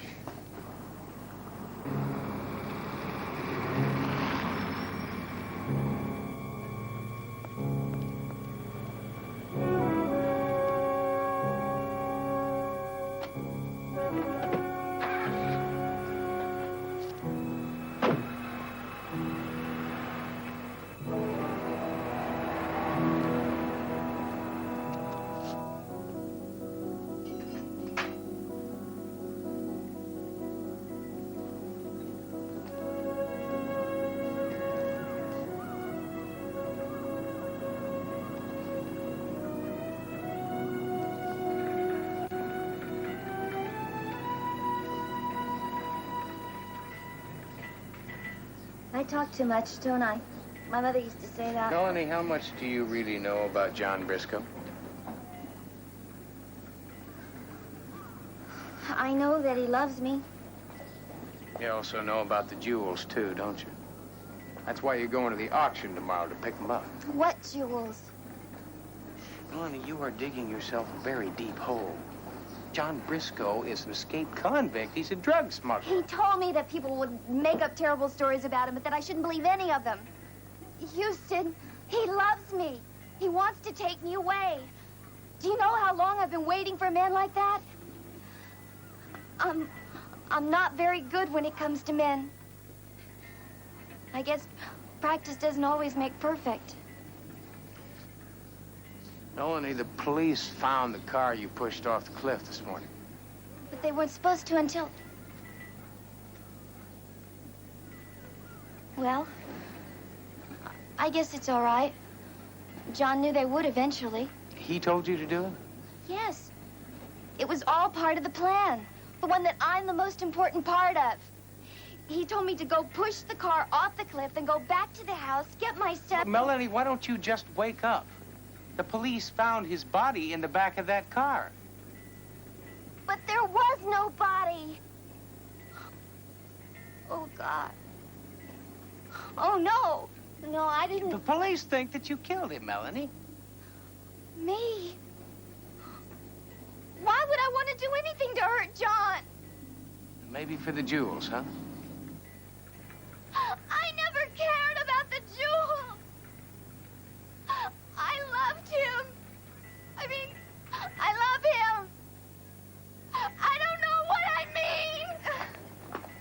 Melanie!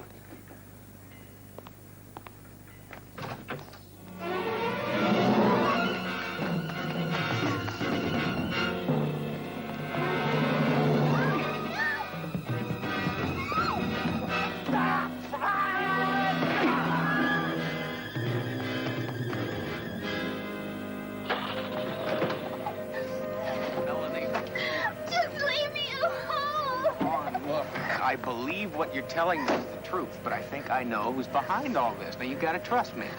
I'm through trusting men. Oh, I'm gonna get my purse.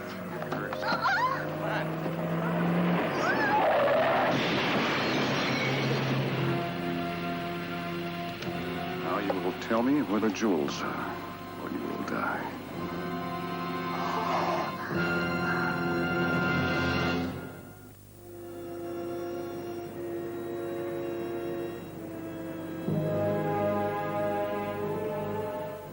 I'm not going to tell them about the auction. I suppose you want to be shipped out of here as a party favor? I promised John I wouldn't tell anyone about it. Told me about it. That's different. You're one of the good guys. Oh, Melanie. Come on, this is not a Western. Nobody's gonna ride in here on a white horse and whisk you off to safety. Especially not John Briscoe. You don't have to remind me, Houston. I know he's dead. You're not listening to me. Read my lips. John Briscoe is very much alive. What are you talking about? You are being used. I don't think I want to hear this. Look, you said it yourself. Now, John Briscoe had a plan. You're a part of that plan. Tell me the truth. Now, if you were John Briscoe, would you trust Melanie to not talk about it at all? Yes. No, Melanie. Don't you understand? You are a decoy. Everyone's following you around. They think he killed John Briscoe to collect the jewels. That leaves him free to do whatever he wants to. Melanie, please, tell him where the jewels are. Let's go.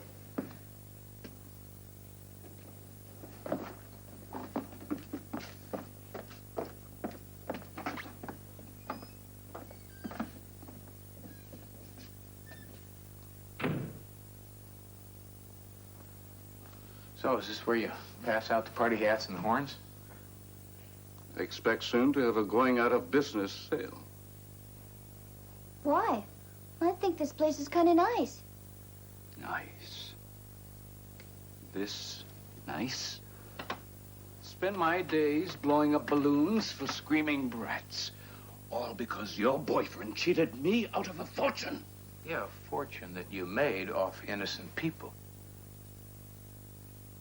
I was an important man in Saigon, Mr. Houston. I earned it. Besides, there was no innocence there. It was every man for himself.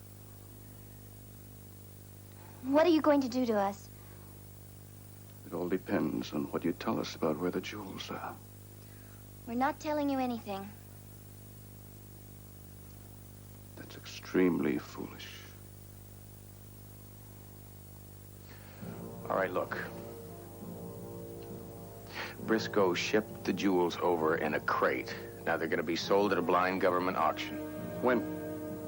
Tomorrow morning. Which item number? I don't know that.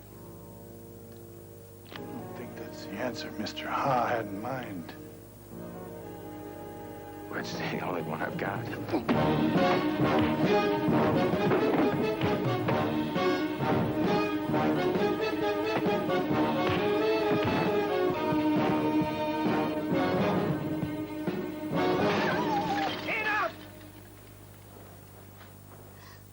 Now, which is the item we will bid on?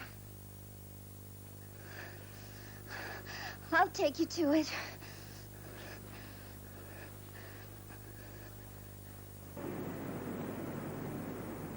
I'm telling you, Matt is in trouble.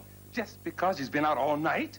Because his beach house looks like the demolition derby's been staging a convention there. Because nobody's heard from him. Roy, Houston is a big boy. Yeah, the big boy, hotshot detective. But he is also my nephew. I changed his diapers. I watched him grow up with my boy. Right now, I'm scared as hell.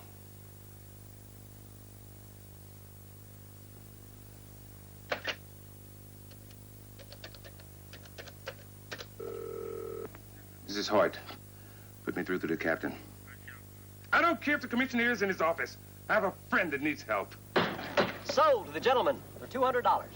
Next item up is number 577. All plated, ready to go. Total weight 40 pounds.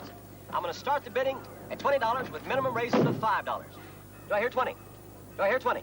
I got 20. Need 25. Come on, 25. There's $25 right there. Need 30. Come on, 30. Come on. There's $30. We need 35. $35 right back there. We got 35. We need 40. There's $40. We look for 45. Want to go 45? We got 45. Looking for 50. We need 50. Come on, 50. There's 50. Double five, twin five, double five, double five. Double five's back there. Looking for 60. $60. $60 here. We need 65. Come on, 65. Don't let it have for $65. We need 70. Come on, 70. We need 70. There's 70 back there again. $75. We need 75. There's 75. Looking for 80. Looking for 80. Come on. Looking for 80. We got 80. $85 right here. We need 85. There's 85 back there. We need 90. Come on, 90. Come on, 90. No 90. No 90. Sold to the gentleman for $85.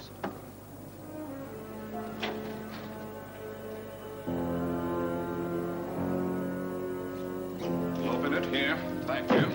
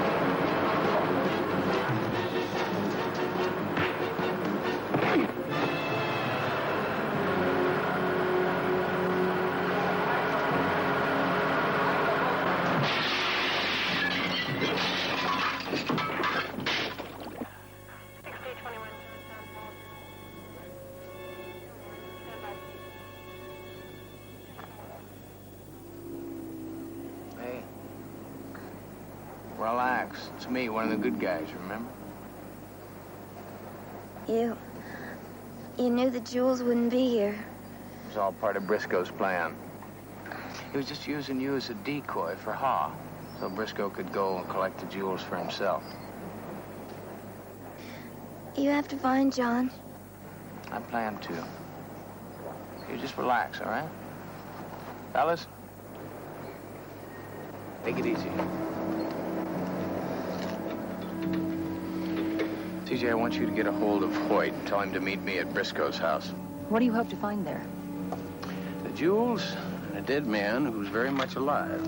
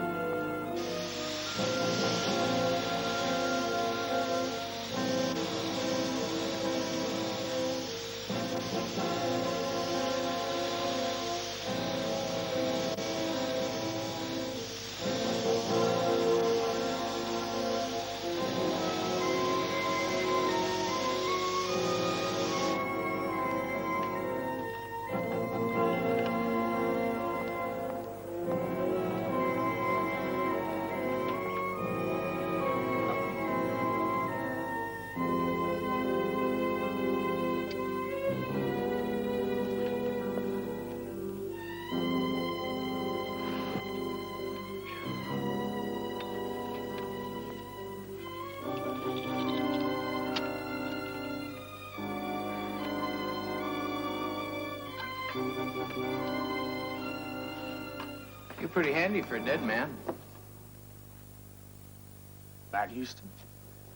Well, it appears that everything Melanie told me about you is true. She also tell you how I feel about sleazy con men who mess up other people's lives? You know, somehow that never came up. Hey, come on, Houston, be reasonable. There's enough money in these jewels than one person could ever need. What do you say? Partners? Like you and Ha, huh? We're losers. All losers. What about Melanie? Melanie. Sweet Melanie. Lovely creature. All the lights were on, but nobody's home. You see, that's what made her so perfect. She kept all the people away from me. All the people, except you.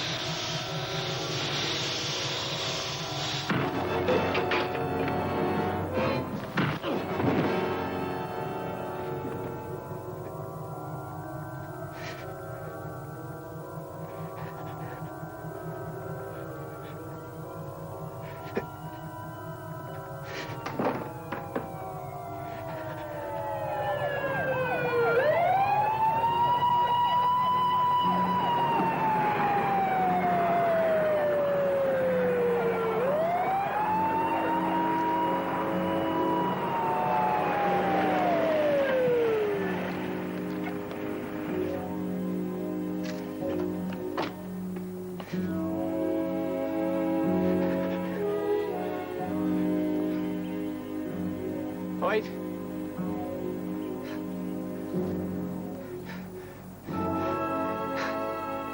Good to see you.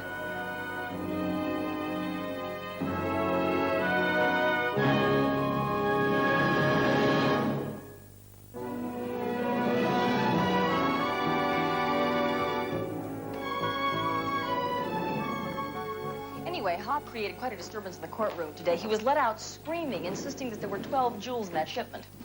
So? Well, there were only 6 that were found. Sounds like an accounting problem to me. Just picking up a few last-minute things for our fishing trip. Uncle Roy, I thought we canceled the fishing trip. I didn't. You did. So I found somebody else to go with me.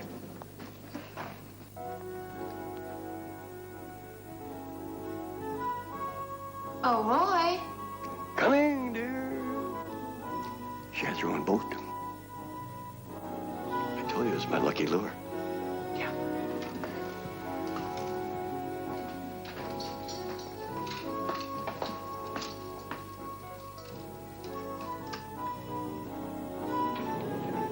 Young love. It's nice to see people can still be happy. I guess I've made your lives miserable.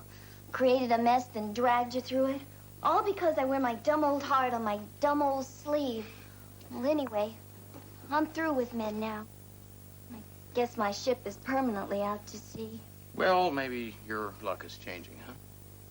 What's this?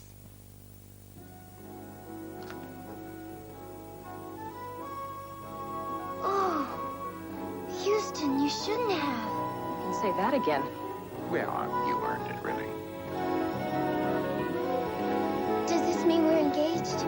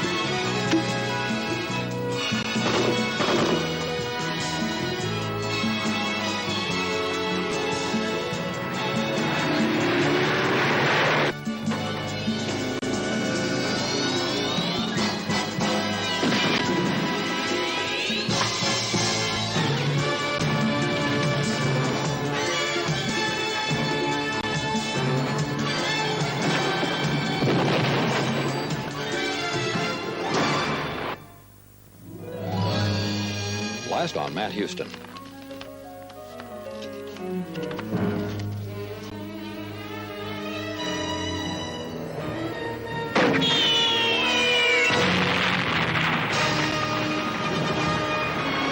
Our choppers, I'm gonna get some help, all right? Just save yourself. It's an order, Matt.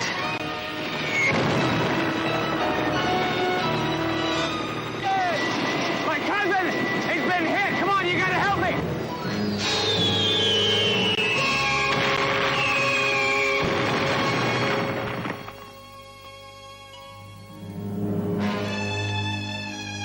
My God, he's alive. I think she's talking about Dinh Tao province, which is right here, just across the Vietnamese border in Cambodia. There are still over 2,000 American soldiers missing in Southeast Asia. There's nothing that we can do. There's something I can do. Find him. I heard there's a couple of crazy Americans looking for some maps and a helicopter. Look, we're trying to get to Dinh Tao province. You are crazy. Did you ever hear of a dude named Dao Chi Min? Welcome to the third world, darling. Out in the jungle, there's local rule. Warlords whose ancestors have owned the territories for centuries. Warlords like Dao Chi. And he owns Dinh Tao province. Has his own private army in there. Lives like a prince and controls all the opium that comes out of the region. Hey, and there's the warlord himself. We'll get Will out of here, Houston. If he's still alive.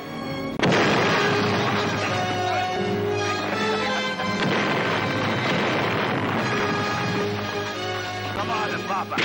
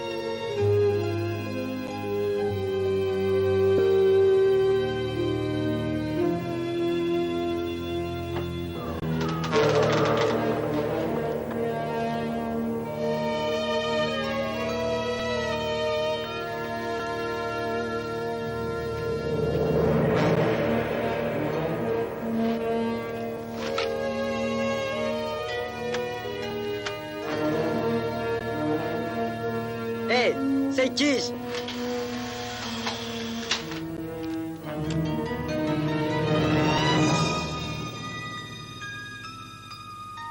He does not look as though he's worth millions of American dollars. Looks can be deceiving. Yes, you, for example, don't look like the kind of man who would sell out a friend to save his own skin. Houston's not my friend. He's just somebody that hired me to do a job. Job you have not yet finished. I got a better offer. Indeed. If this man draws the prize as you promise, I will give you your life and the $1 million as we have agreed. What about Houston's cousin? William, he is still mine. He will always be mine. I need his knowledge to keep my equipment running. I've moved him to prevent from further incidents. Naturally, should your scheme fail, I will have you killed.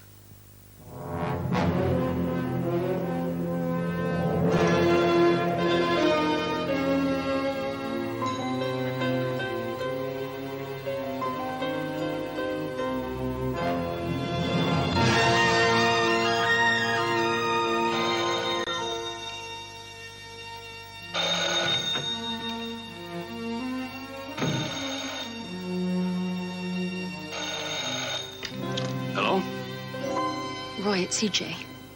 They've caught Matt. How do you know? They sent a photograph.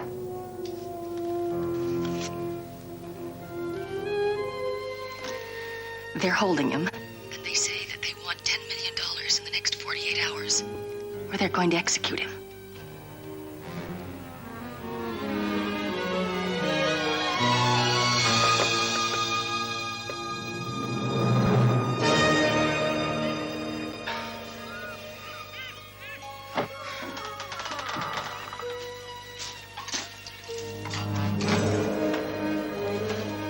Cũng chưa.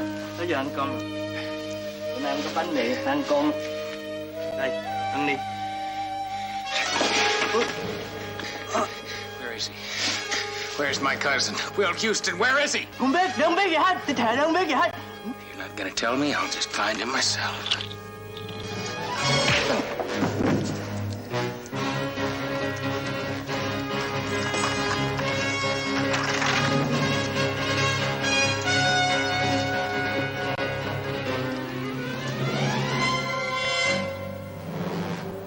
Can't let you do it. Well done, Mr. McKay. Protecting your investment? You double-crossed me.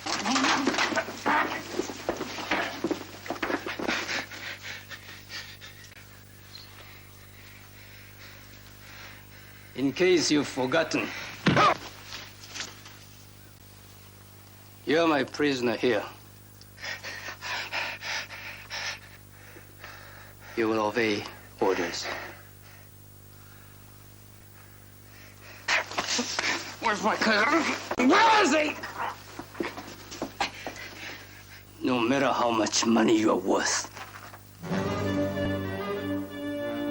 enough is enough.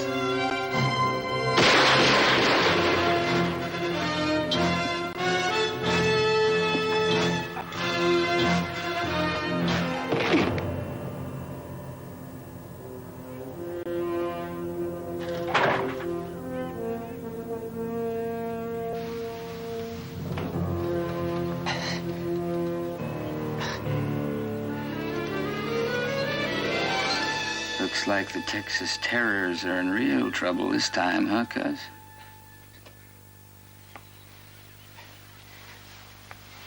Didn't know where they'd taken him. My second home. Every now and then, when I've been a bad boy, they drop me in here. On those rare occasions when I get a little guts or try to escape. Looks like Dow Chi's been playing railroad with you. Except he usually lays a track down both sides.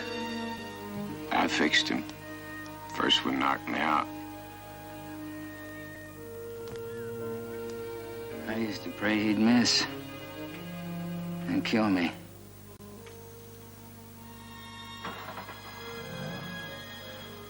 You know, I thought you died in that explosion 12 years ago.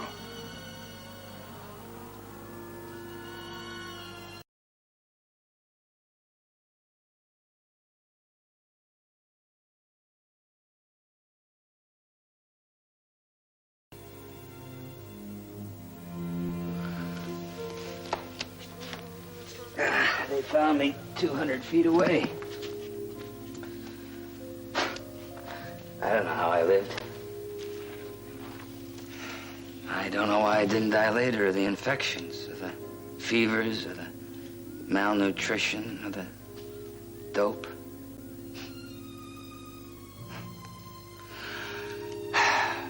They put me in a government prison for a while with a lot of other Americans.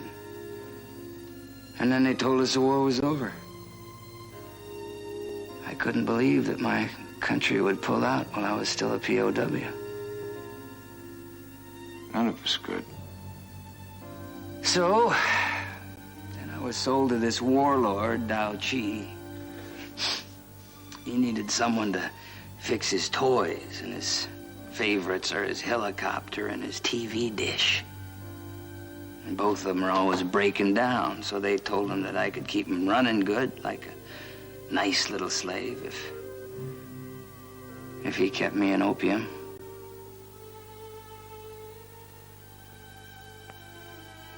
I've been a junkie off and on for years. Some guys were killed after Saigon fell. Some killed themselves. Will Houston just checked out. Just floated away.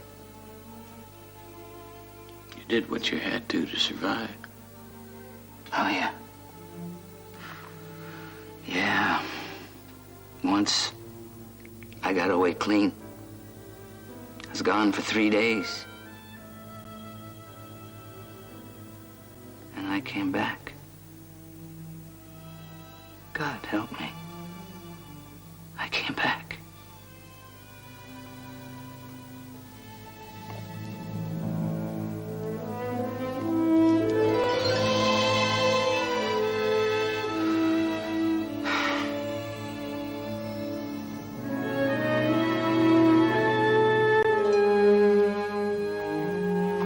$10 million. Yeah, if we could just get it to Bangkok on time.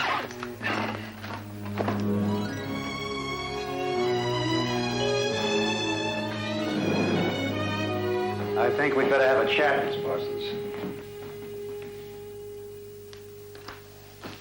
Is tomorrow soon enough? We warned Mr. Houston that if he went over there, he'd be on his own. All right, police department. Miss Parsons is in my custody. Save it. You're out of your jurisdiction. And you're out of your league.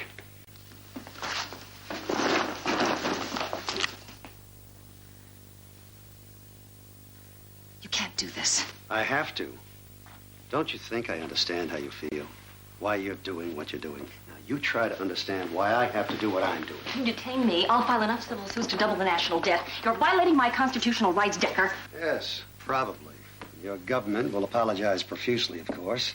Then the federal courts will throw it out, and in the meantime, I will have done what I had to do, which is to prevent you from paying ransom to a hostile foreign agent.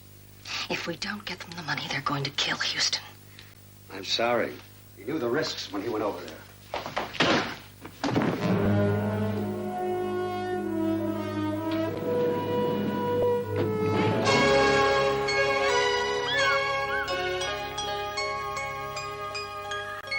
My folks still alive? Your dad is. He helped me get here. I kind of thought my mom was gone. I had a dream not so long ago. What about your dad? What about Uncle Bill?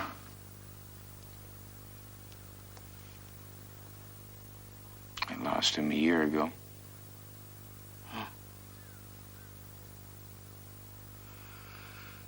Did you ever marry that girl, C.J. Parsons? No. We're just good friends. Well, probably better that way. All this time remembering. In case I ever got out of here. In case anybody ever came for me. Wondering what was going on in the world and knowing I might never find out. All these years. I'm going to get you out of here. Who won the 72 World Series?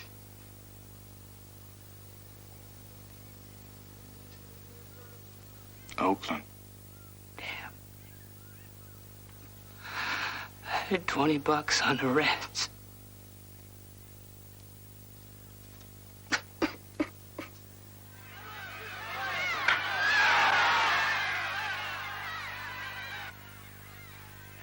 Up McGee, the right fielder. McGee is 2 for 3 today, batting .297 this season. Looks like you're enjoying yourself. That's Hammond warming up. Hey, I'm entitled. Play him today. After all, I've done my part. Hey, I've been thinking. Maybe you could send my money to me in Bangkok. Besides, you don't need me anymore around here.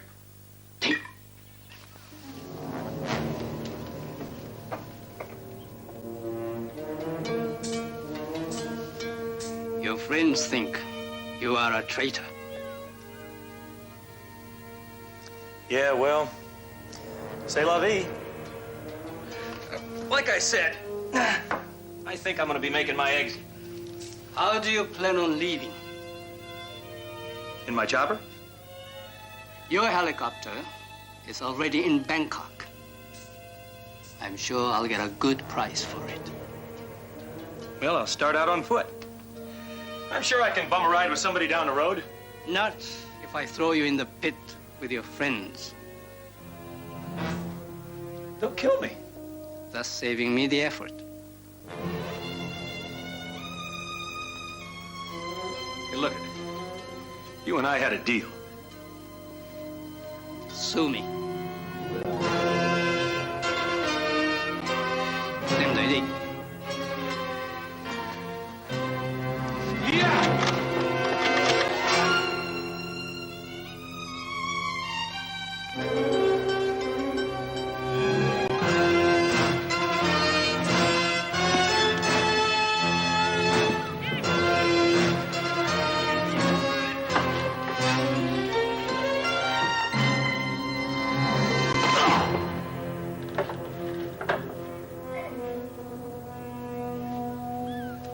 Make yourself at home.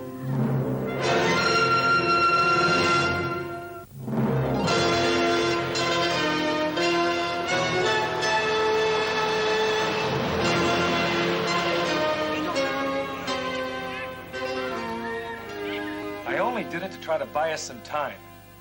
Great, so now he gets the $10 million. Then he kills us. Why do I get the feeling that you could just walk away from here without looking back? You don't care about anybody but yourself.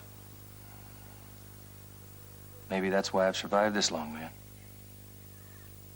I don't know anything to anybody. Nobody offered to help me when I was pinned down by a mortar fire in the Mekong Delta. That was a long time ago. It's long gone. Not for me, it isn't. 4 Purple Hearts and a Silver Star.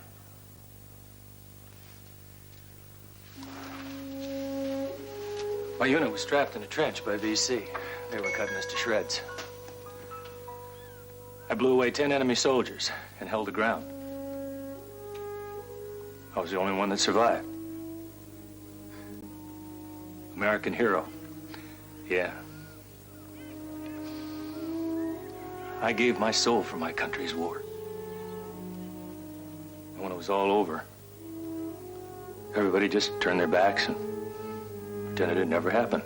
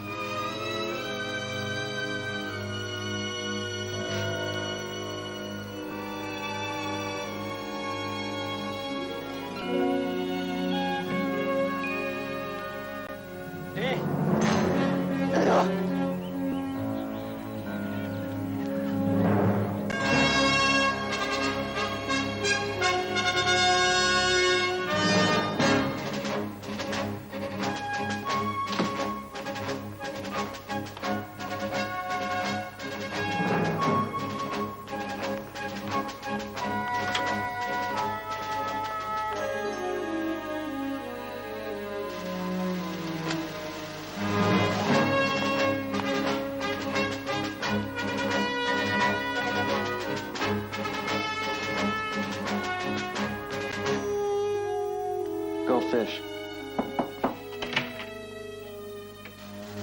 I just saw Mr. Decker in the hallway. He wants me to take Miss Parsons downstairs. One of us should go with you. No, he wants you guys to stay here. You can call and check it out. Of course, Decker may not be too happy being pulled out of a meeting to play Simon Says. Miss Parsons?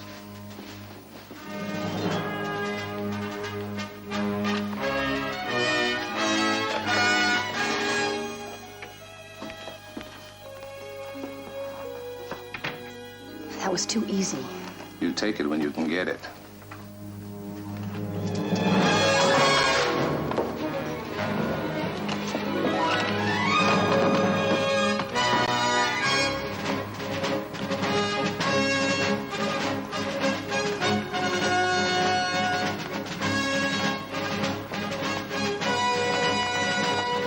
Hold it right there.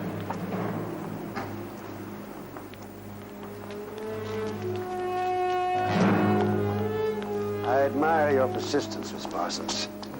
Realize this is liable to get you a supervisory job in traffic division? It was worth the risk. Perhaps. Decker, please. If we can get this money to Bangkok, we might be able to save a life. What is so wrong with that? Nothing. In fact, it's very noble. Unfortunately, nobility doesn't fall within the province of my office.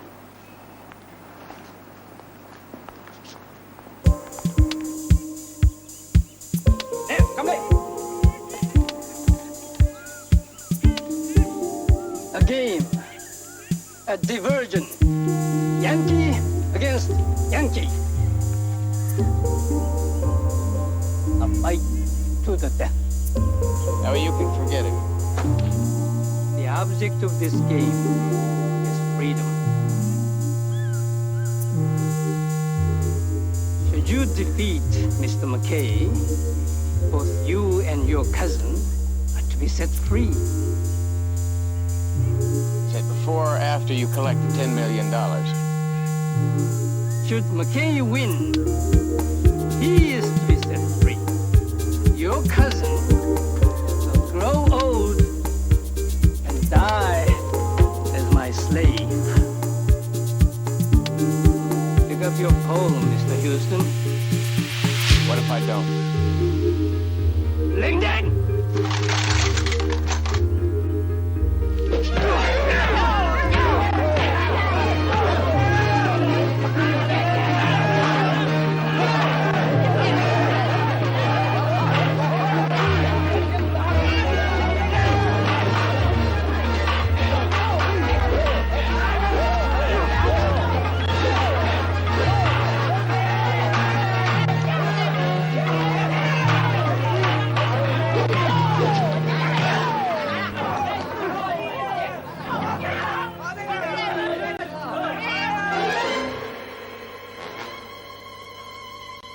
Kill him.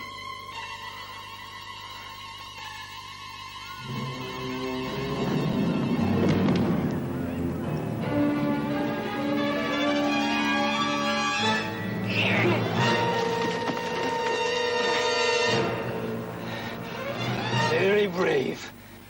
Now pray that your people in America send the $10 million. Soon you'll be begging me to let you die.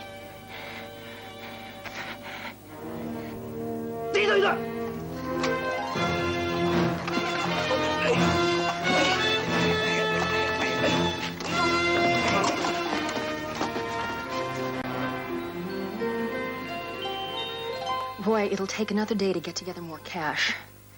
And then a 12-hour flight before it gets to you. We'll be waiting for it, CJ. Stay in touch. All right. Are you all right? No. Roy, your nephew made it through the war in one piece. That's no mean trick. He could be good enough to beat the odds a second time. I don't believe in odds. Or luck. I've still got some contacts in this area. Maybe there's still a few strings I can pull.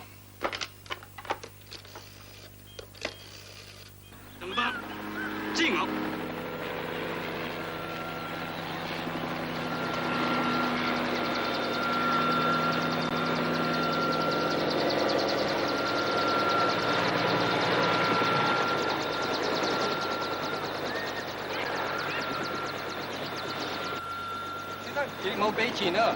我響邊啊！好衰啊！真係啊！冇乜嘢啊！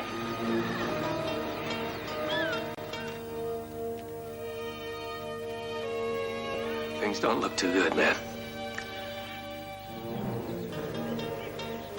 Our friend the warlord just found out that the ransom money didn't arrive.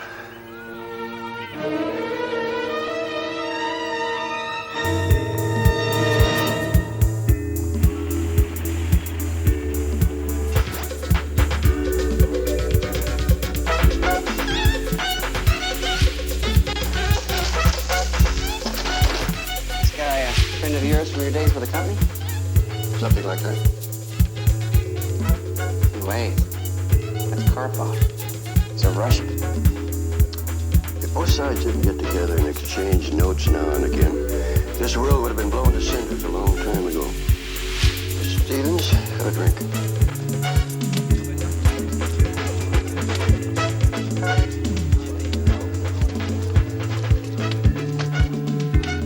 Roy, it has been too long. You're looking good, Alexei. I feel rotten. This climate does not agree with me. I should be back in Moscow. Well, at least they're still letting you work. They retired me. There is work and there is work. All I do now mostly is count bags of rice and meet with idiots. I need your help. So you said on the phone. Your call, by the way, answered a lot of questions. What kind of questions? Why you are here, for instance. You don't think the presence of Roy Houston in Bangkok did not raise a lot of eyebrows in the Kremlin? I have to get my boy and my nephew out of that camp, Alexei. Our friends in this area have no love for the warlord in question.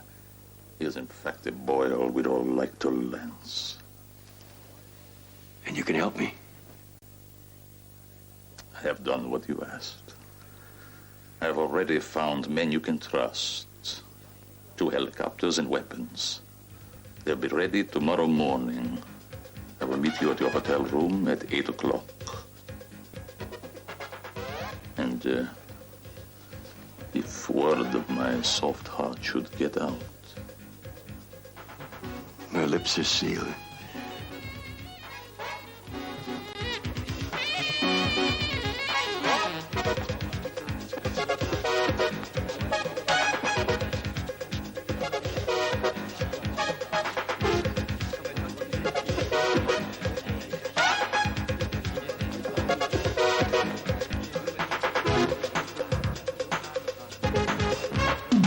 Keep practicing.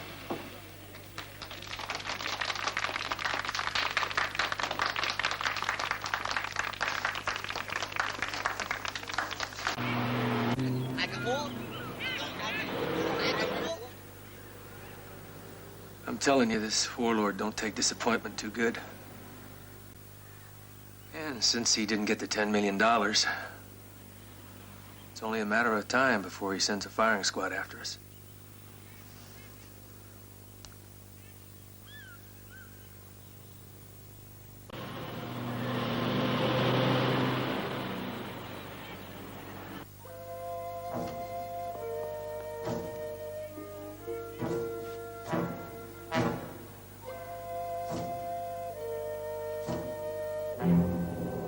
Mom.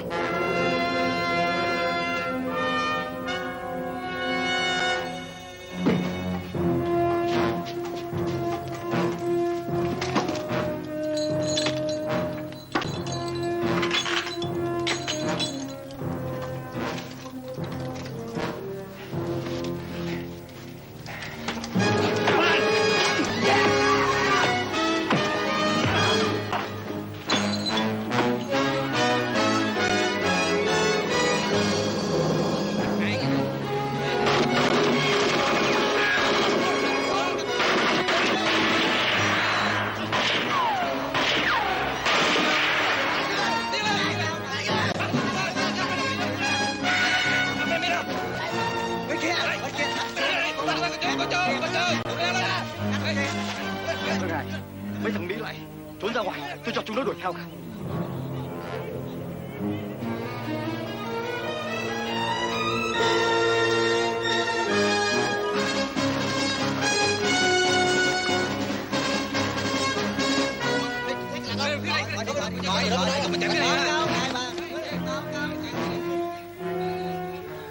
Thinking now, guys. We're gonna go out the same way we came in. You're planning on taking the warlord's chopper? No, going back into that camp is the last place they'd expect us to go. Yeah, well, first we better give them a little diversion, huh? Come on.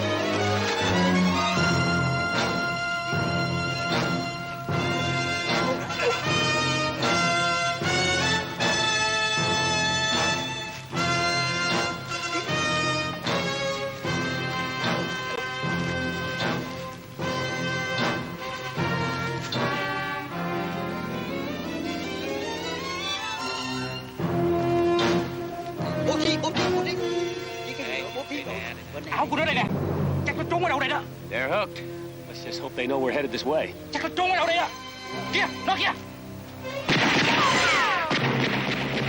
They know. Guess we're gonna play us a little hide and seek. We'll play seek and destroy.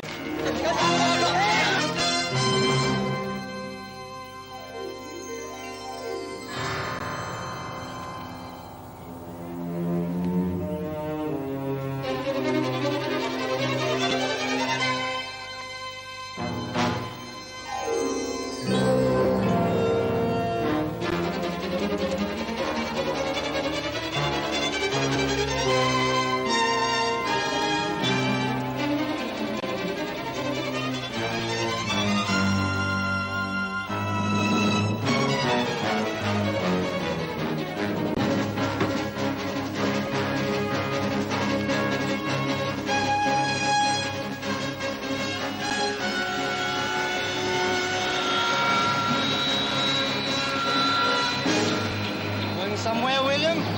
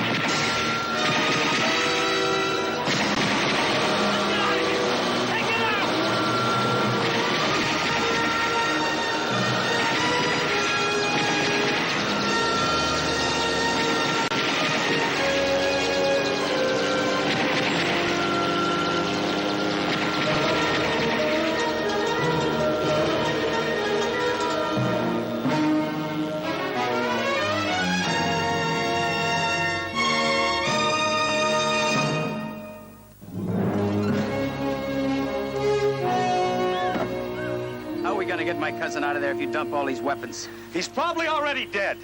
You don't know that. That's right. But there's one thing I do know. We barely got enough gas left in that thing to get us back to Thailand. There's one thing we don't need is excess baggage or suicide missions. If you think I'm gonna fly us back without Matt, you're crazy. I thought you were a hero, McKay. You want to know what kind of a hero I am?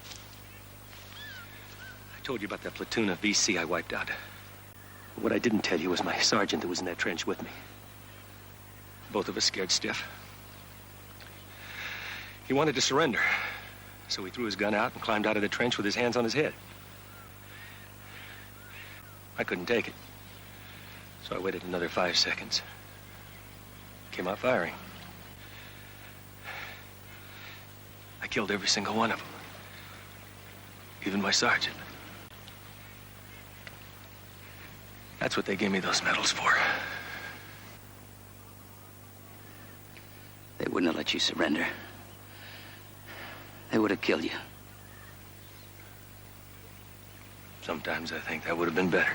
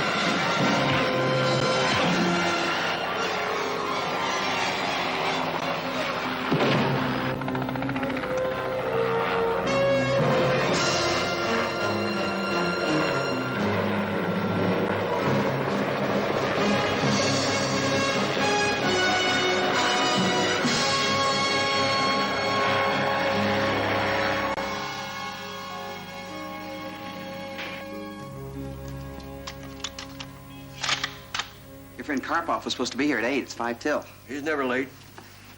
Well, I'll get this out to the truck.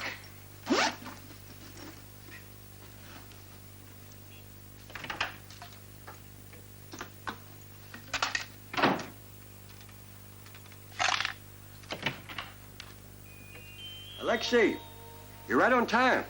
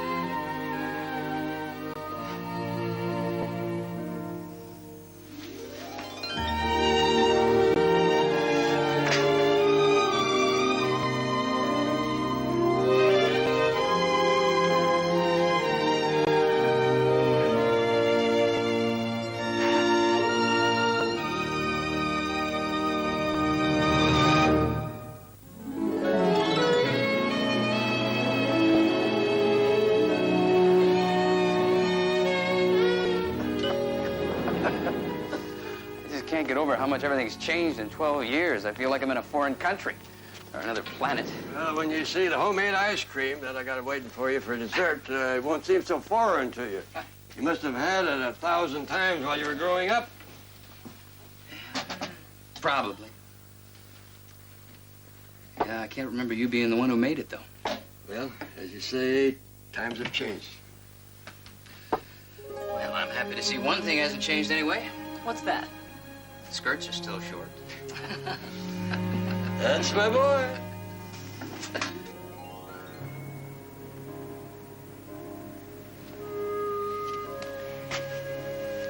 You call your folks? I tried earlier. I dialed a number and my dad answered. I didn't have the nerve. I hung up. It's always a little better in person. It's first-class ticket. Washington, D.C. You can make a connection. Charleston, you'll be home by tomorrow night. I can't go. I signed on with some mercenaries heading for Northern Africa. I'll be taking the red eye out tonight.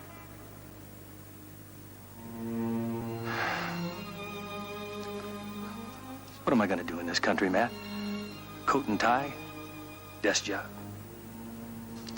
Some people can live like that. Yeah, I know. But not me. I'm going back where I belong. I like it.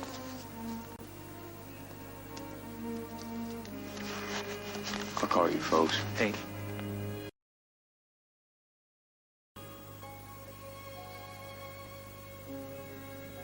Bet you miss them?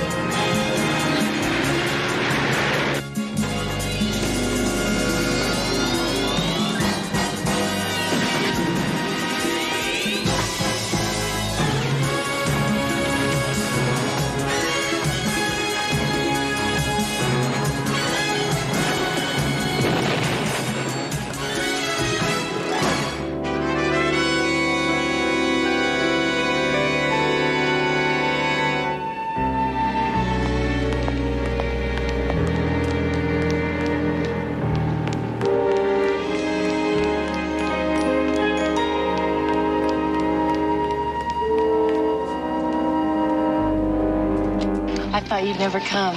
But I'm right on time. I know. Where are we going? I've got a very special dinner planned. Someplace I've never been, I hope. You're absolutely right. Home, Kirby.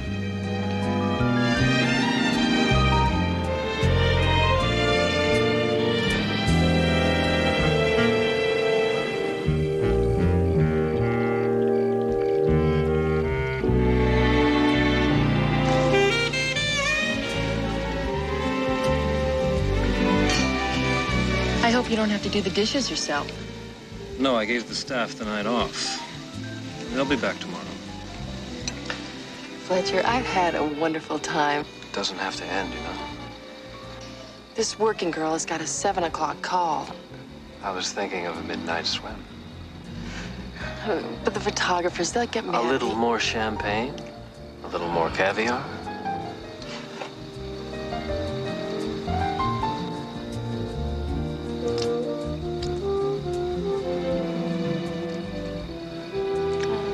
I guess his little swim won't hurt.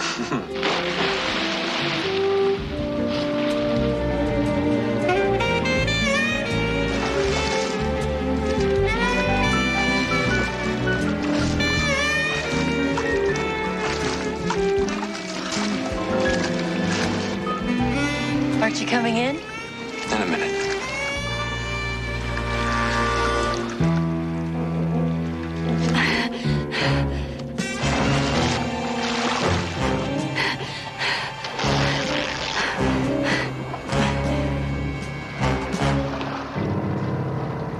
Energy, energy.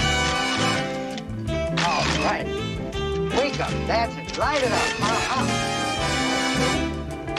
This is fashion. That's it. That's it. Did you get any sleep last night? Wouldn't you like to know? Come on, smile. That's it. All right. All right. Wake up. That's it. Light it up. That's it. Yeah.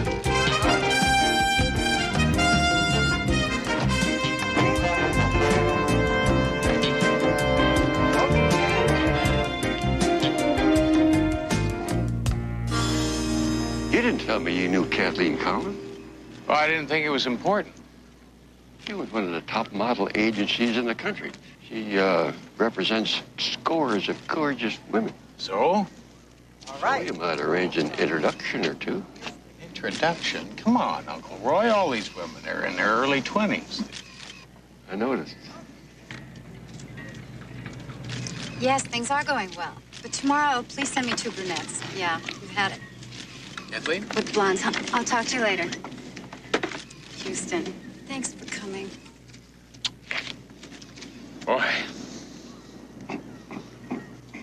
This is my uncle, Roy Houston. Heard a lot about you. And I've heard a lot about Matt Houston. A private detective, right? Right. Matt, Roy, this is Fletcher Haywood. We're shooting his spring sportswear catalog. Fletcher, if you'll excuse us. Sure.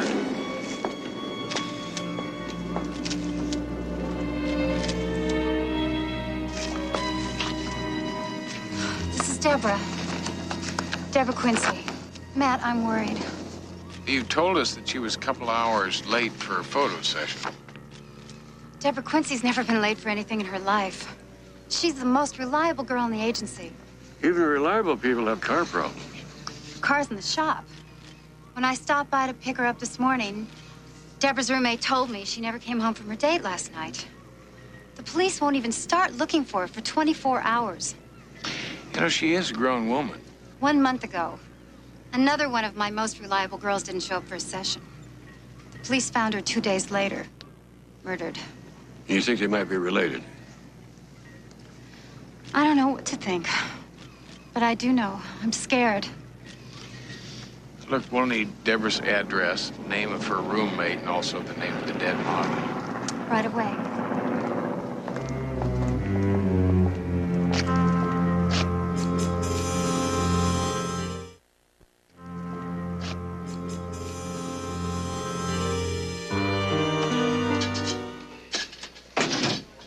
File on the model found dead a month ago. Case still open. Name Ann Johnson, age 22. Strangled, body found dumped in an alley. Never found a killer. Any other recent homicides with the same MO? No. I've seen this kind of thing before. It usually follows a pattern. Aren't you jumping to conclusions? Let's hope so. I'll do some digging and see if I can find a link between the two models. I'll have a chat with Deborah Quincy's roommate.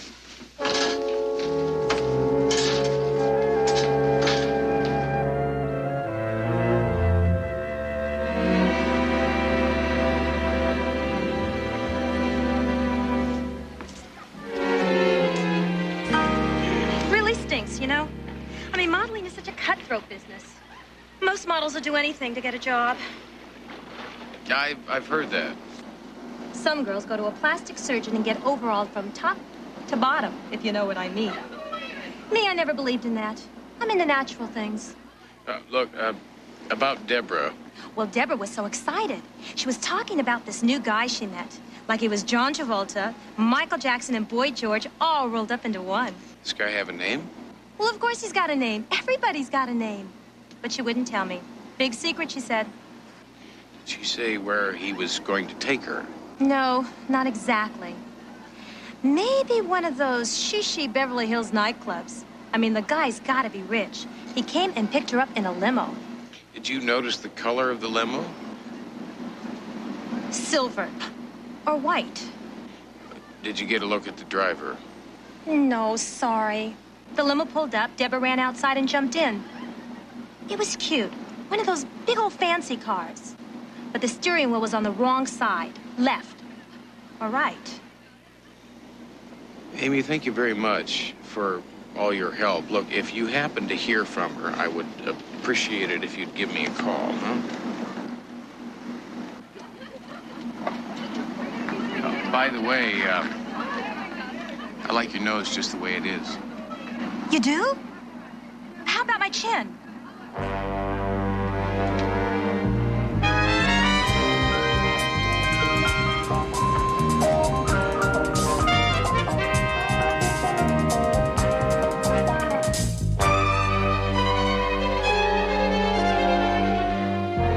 These are the last advertisements Deborah Quincy made.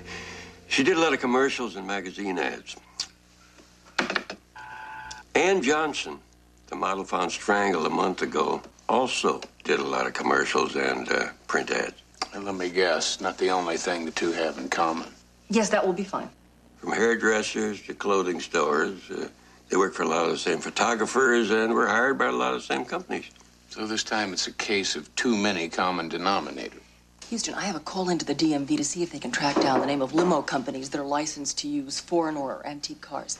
It's worth a shot. Houston, Lieutenant Hoyt, line 3.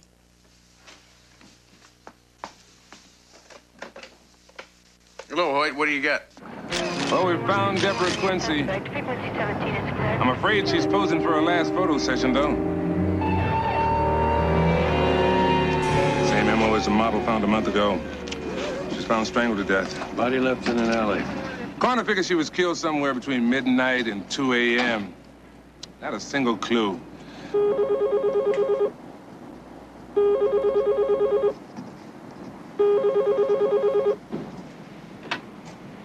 Houston.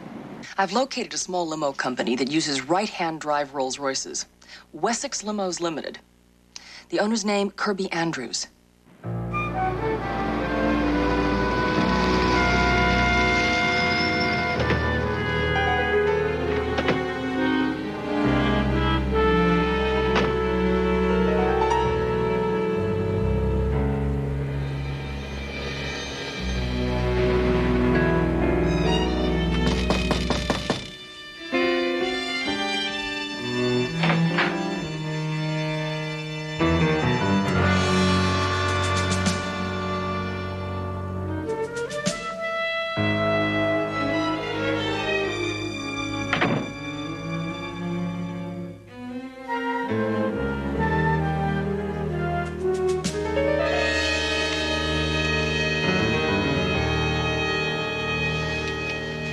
Death toll is now 3. Better call Hoyt.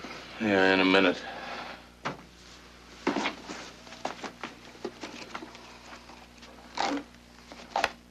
Yes. Today's appointment page is torn out. There's no way of finding the name of last night's client. That's what the killer's hoping. Credit card receipts. Check for last night. Already doing it, boy.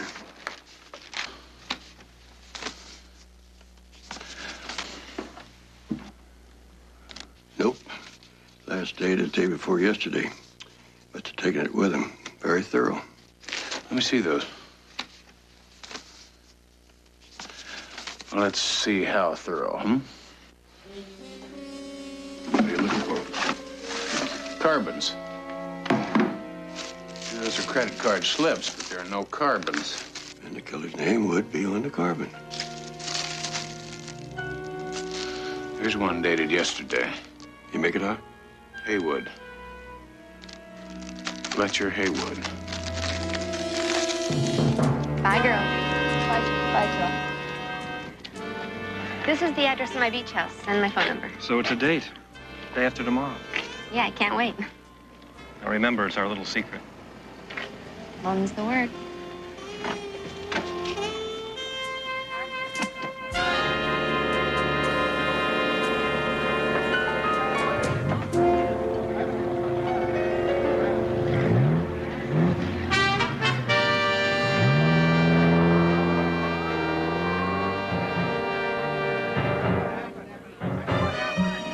Mr. Haywood?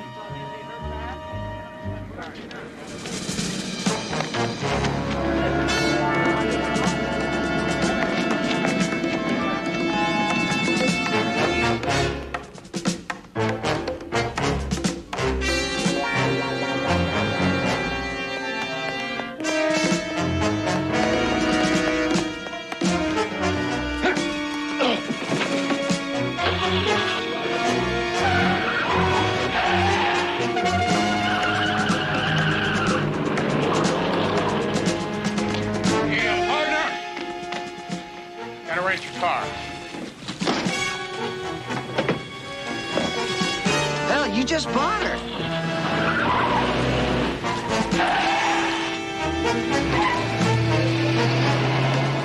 Hey, watch those brakes!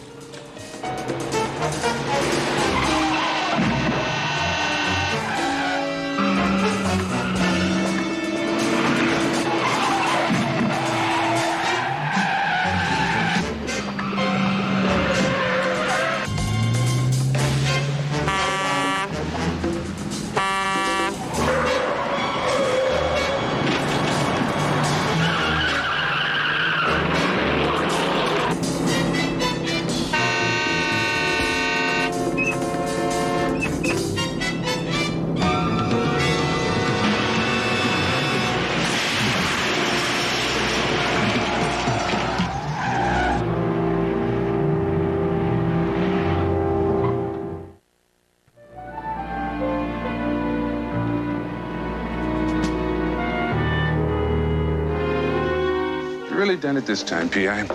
Why don't you ever take on a nice, simple divorce case? Boy, Fletcher Haywood is a murderer. He's also a very wealthy businessman with an even wealthier mama. She gives lots of money to local politicians, calls the governor sweet thing, and to marry anything she pleases.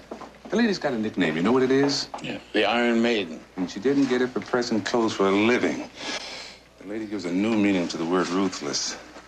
Seems like her father was some kind of gangland kingpin back in the 30s. It's ancient history. Haywood is our man, and we found his charge slip in the dead chauffeur's office. He knew Deborah Quincy, and he also ran away when I tried to talk to him. I know. I've issued an APB. I just hope you're right. I got a lot of explaining to do. I understand you gentlemen would like to talk to my son. And in our people section tonight, State Senator Rawlings held a reception this evening for Mary Haywood and her son, Fletcher. Mary Haywood, an old friend of the senator's, has pledged to support him in his drive for re-election. This tape is from a Sacramento television station. It was broadcast last night, the same night as the reception. The night of the murder. My son was with me all day yesterday. We flew back to L.A. at 7 this morning. So it was physically impossible for me to have murdered that girl. Why'd you run away when I tried to talk to you this afternoon? Well, I didn't recognize you at that distance. How do you explain your name being on the Wessex limo credit receipt, huh? We've been customers of Wessex Limo for many years. Kirby took us to the airport yesterday morning for our flight to Sacramento. Excuse me, Lieutenant. The story checks out. State Senator Rawlings says he was with them until after 1 o'clock in the morning. Thank you, Officer DiMaggio. Cashier at the hotel in Sacramento remembers Fletcher Haywood checking out this morning. Airline confirms their flight. Flight attendant confirms both Haywoods were on the plane. Mr. Haywood, Mrs. Haywood, please accept my sincerest apologies.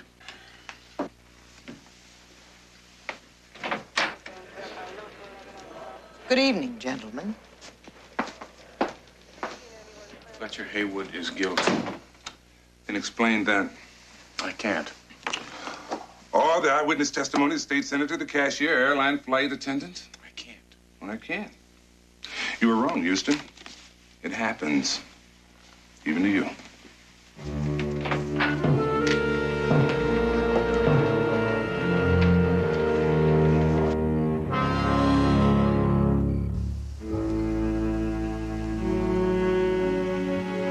I've sent for Dr. Jacobs in Geneva. I shall leave it up to him to decide whether you can stay here with us or if you must go back. It was an accident, Mother. I tried not to lose control. Sometimes I can't help myself. I know that now. The doctor said you were cured. I thought I could control you here. I won't go back, Mother. They're only tramps. Even you have to admit they're trash. Posing for these pictures wearing practically nothing. Flaunting their bodies for everyone to see. They deserve to die. That will be enough. More than enough.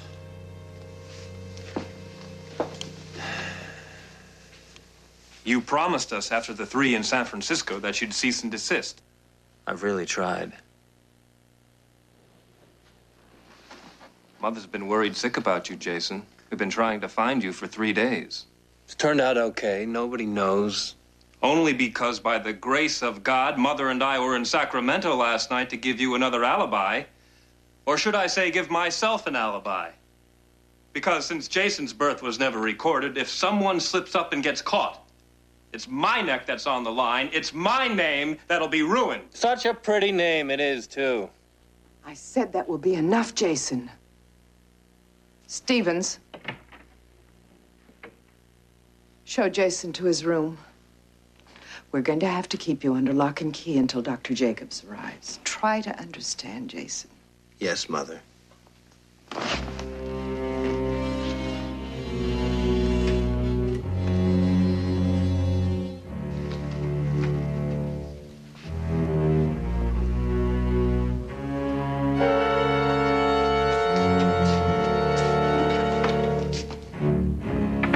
We've got to turn him over to the police before this goes any further. You know I can't have Jason or this family's name dragged through the courts and the press. It's my name that's on the line, Mother. He's my son. And he's your brother, and I want him here with me. Maybe it's wrong, but he's been away from this family long enough. Fletcher, we owe him something.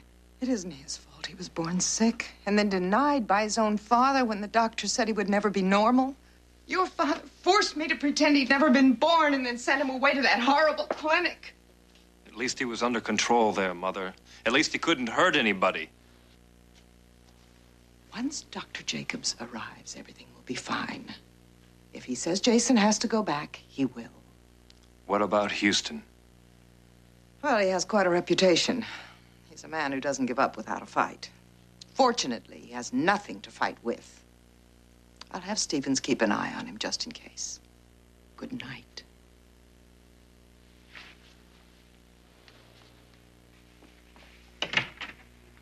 Mary Haywood came from a lot of money, but not the old established kind. You make them an offer they can't refuse kind. Her father was a mobster. Name? Frank Finney. His only child, Mary, married out of the family to a clothing manufacturer. From all reports, it was a good marriage, producing one child, Fletcher. When her husband died, she took over the family business. With a vengeance. Word is she's not above using some of her father's contacts to get her way. Now, this is where it gets interesting. The Haywood corporate headquarters were in San Francisco until 3 years ago when they moved everything to Los Angeles. Something else happened in San Francisco 3 years ago, the CoverGirl murders. I remember that. There were 3 models killed over a 6-week period of time, then it suddenly stopped. The killer was never found. 1 week later, Mary and Fletcher Haywood moved to L.A. Need a plane ticket for first thing in the morning. 6:30 early enough? Also need the name of the cop who was in charge of the CoverGirl investigation. I'm already taking care of it, boy. His name is Tony Gwynn. He was forced to retire after it came up empty on the murders. There's some background material.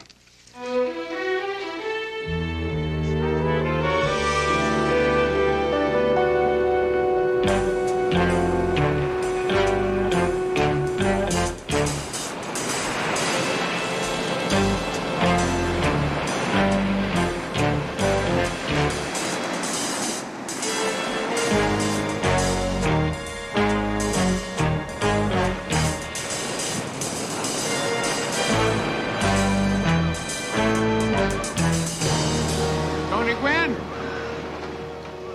Plenty of room to fish down the beach. My name's Matt Houston. I'm a private investigator from L.A. Plenty of room to fish in L.A. I need to talk to you about the CoverGirl murder. Need? 6 weeks of hell. Every model in town was petrified. Press had a field day. Of course, it doesn't take much to get that bunch riled. You never found a killer? Nope. They never let me forget it. Took another war in the Mideast to get the murders off the front page. This was in the front page of this morning's L.A. newspaper. Strangled, dumped in an alleyway. Does that sound familiar? Sounds like the CoverGirl murders moved south. I don't know how I can help. Tell me something. Does the name Fletcher Haywood mean anything to you? It means a lot to me. I'm sure he was the killer. Had myself 2 eyewitnesses, and he knew the victims. He had a perfect alibi. That's right, ironclad. There was no way he could have killed those girls. Except I was convinced that he did. Well, I believe that he killed this model in L.A. But once again, he's got the perfect alibi. History is repeating itself. And not if I have anything to say about it. Will you help me?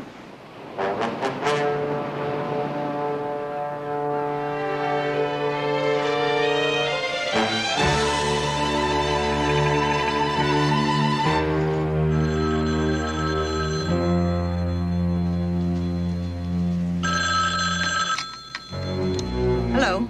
Houston's in San Francisco. He's found Tony Gwynn. Have Mr. Houston killed.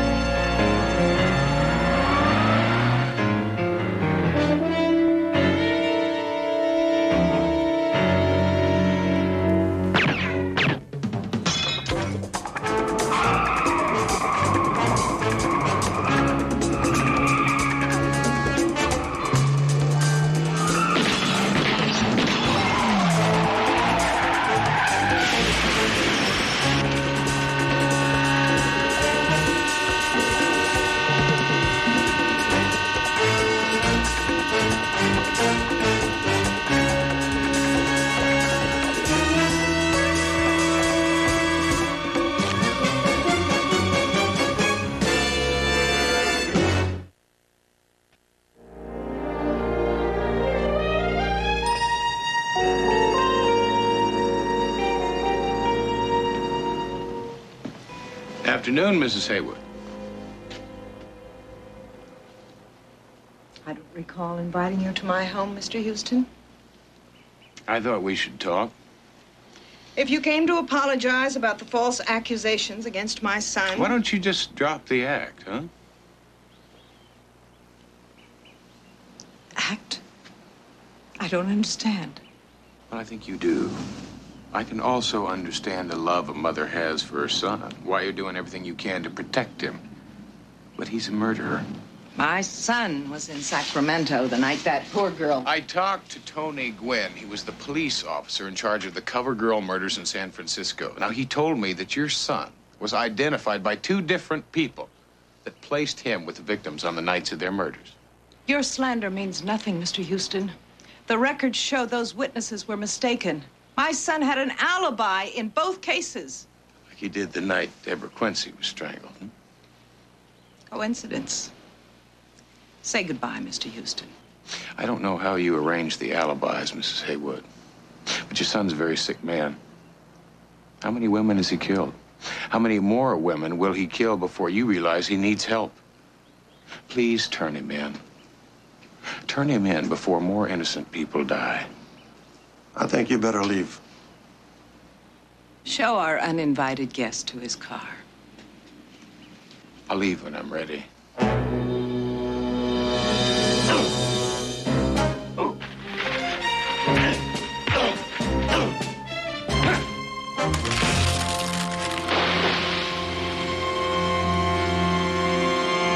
Now I'm ready.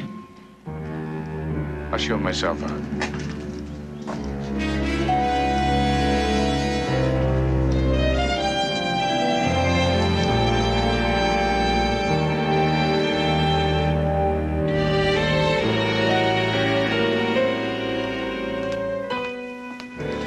Maybe this will help. What is it? It's a copy of a San Francisco police file on Fletcher Haywood, sent to me by Tony Gwynn.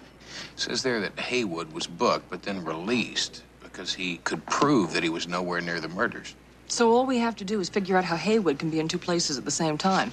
Roy, you told me that during the war in Berlin, you used doubles and lookalikes to confuse the enemy. Worked very well. As a matter of fact, our best ploy involved identical twins. According to this, Haywood has a tendency toward violent personality shifts. Schizophrenic behavior? That's not an uncommon symptom among mass murderers. Still doesn't explain how he can be in 2 places at one time. More twins. Or look-alike? I know it's crazy, but it's the only answer we've got. Where do we start? With the mob.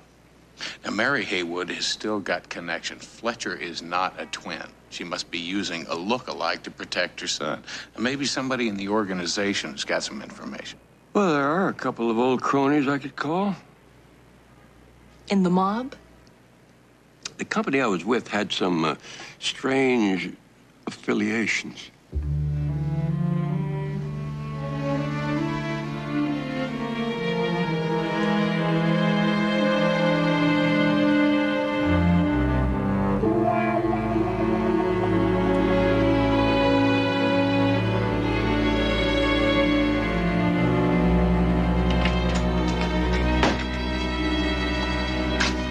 Your lunch, sir.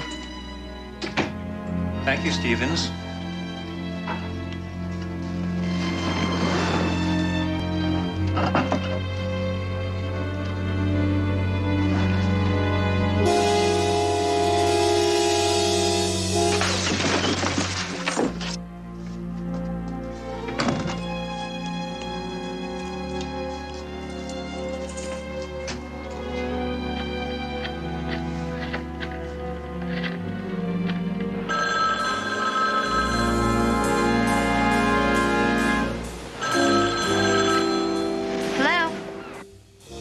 Sunshine.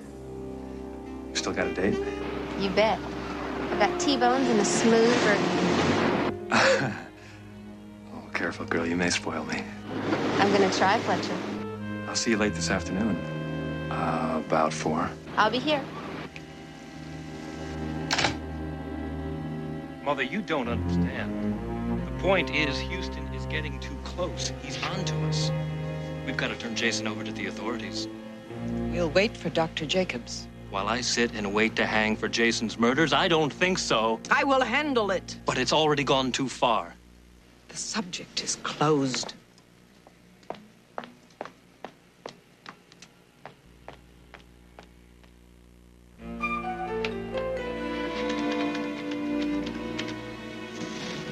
Matt Houston, please. Fletcher Haywood. Houston. Houston. We've got to talk. There's one of my company warehouses at 6th and Ocean. 1 hour.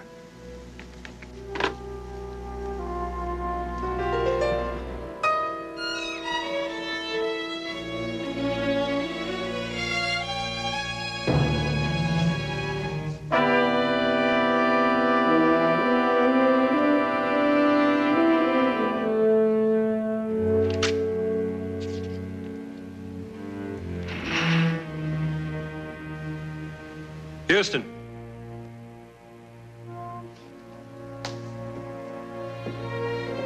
Hello, brother dear. I really am disappointed in you, Fletcher. I thought Mother had instilled the importance of family loyalty in you. You're sick, Jason. You need help. Maybe. But I'm having so much fun. What are you going to do? Me? I'm not going to do anything. But you, dear brother, are going to kill yourself.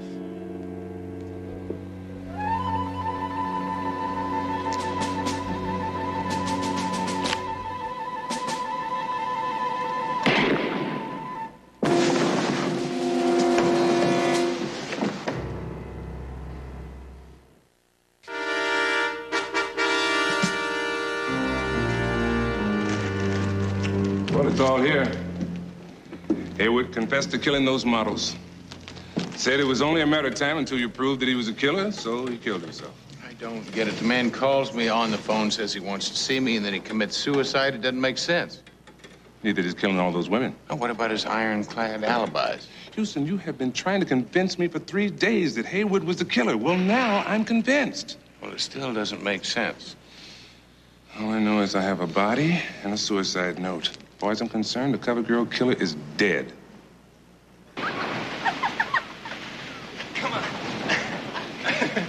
Whoops. Are you getting hungry? Not for food. Why don't we eat a little later? Then I've got a surprise for you. A surprise? Huh? What is it? Tell me. I'll tell you after we eat.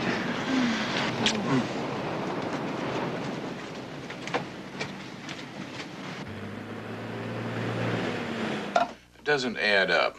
Man doesn't arrange a meeting and then kill himself. I mean, why'd he call me? Why'd he arrange the meeting in the first place? We need less questions, more answers. Houston's the name, answers the game. Matlock, CJ, say hello to Jimmy the Beard. Hello. Nice to meet you. My pleasure. Coffee? No, thanks.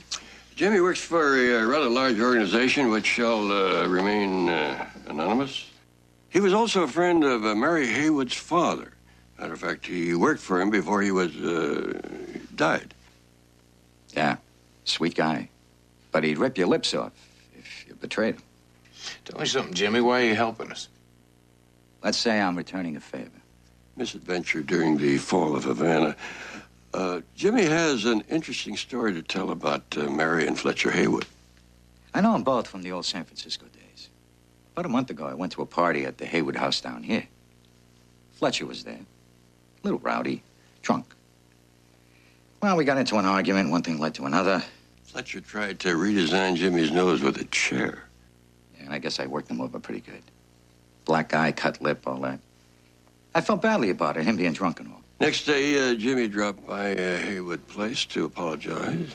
Yeah, I couldn't believe my eyes when Fletcher answered the door. I mean, there wasn't a mark on his face, and it was like two different guys. Now, how in the world would you explain that? Identical twins? That's how Fletcher Haywood could be two places at the same time. All we have to do now is prove it. Now, did you get your hands on that coroner's report? I don't know what you hope to find. This file was sent to us by a retired San Francisco cop. Fletcher Haywood was arrested and booked for the CoverGirl murders. Then he was released because he had ironclad alibis. But not before he'd been photographed and fingerprinted. I knew it. Take a look at these, Hoyt. Take a look at Haywood's fingerprints there on the coroner's report. Now take a look at San Francisco. They're different. The Fletcher Haywood arrested in San Francisco is not the same Fletcher Haywood lying in the morgue. Which means we still have a killer running loose.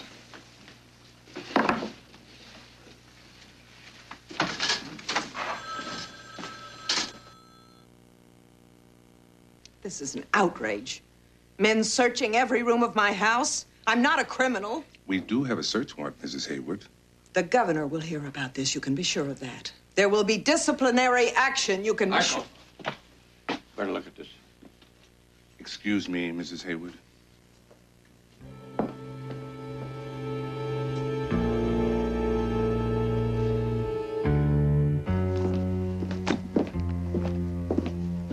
Deborah Quincy, Ann Johnson. Pictures of models he's murdered. Remember this one? Yes, I do. She was talking to Fletcher, or his twin, when we first tracked him down to Marina photo session. His next victim? Not if I can help it.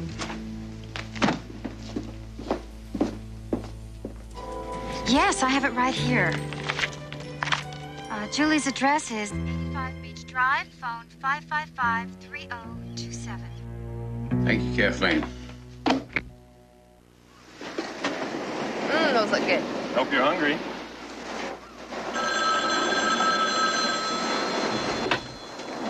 Hello? Hey, Julie, my name's Matt. You promised me there'd be no interruptions, remember? And I'm a girl who always keeps her promises.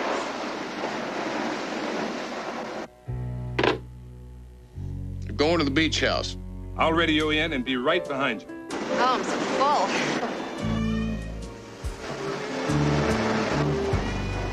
So, whatever happened to that surprise you promised me? Patience. I haven't forgotten. I'll get to it in a minute.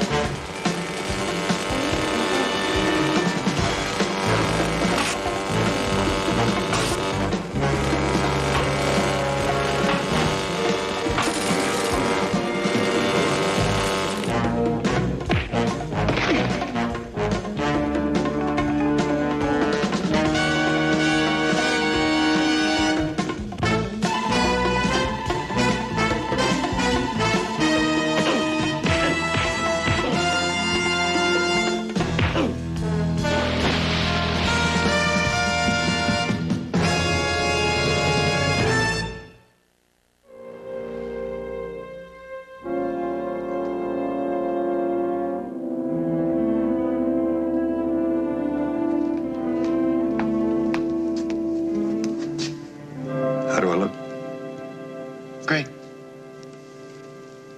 You're not upset, are you, that I had Kathleen arrange this date for me with one of the models from her agency?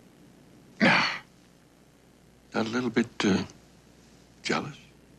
Jealous? Now, come on, Uncle. I'm not jealous. I got a lot of work to do here tonight, and go on, have a good time. Okay, I will. Where are you going? Dancing. You going dancing? Yeah. You don't think I'm too old to have a little fun? Well, no, it's not that. It's just that, these models, they have a tendency to party pretty heavy. And, there's nothing wrong, Uncle Roy, with a quiet dinner, a little soft jazz. Well, the girls have had their hearts set on dancing.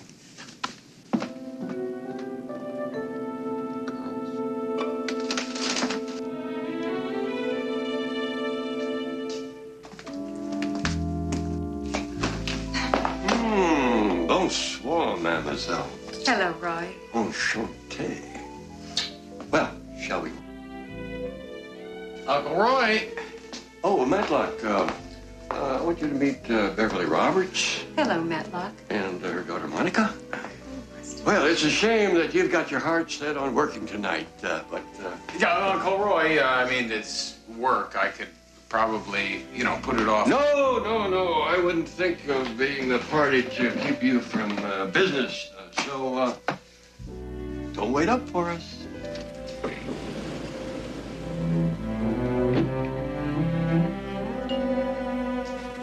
Oh, come on, boy. We can't wait all night.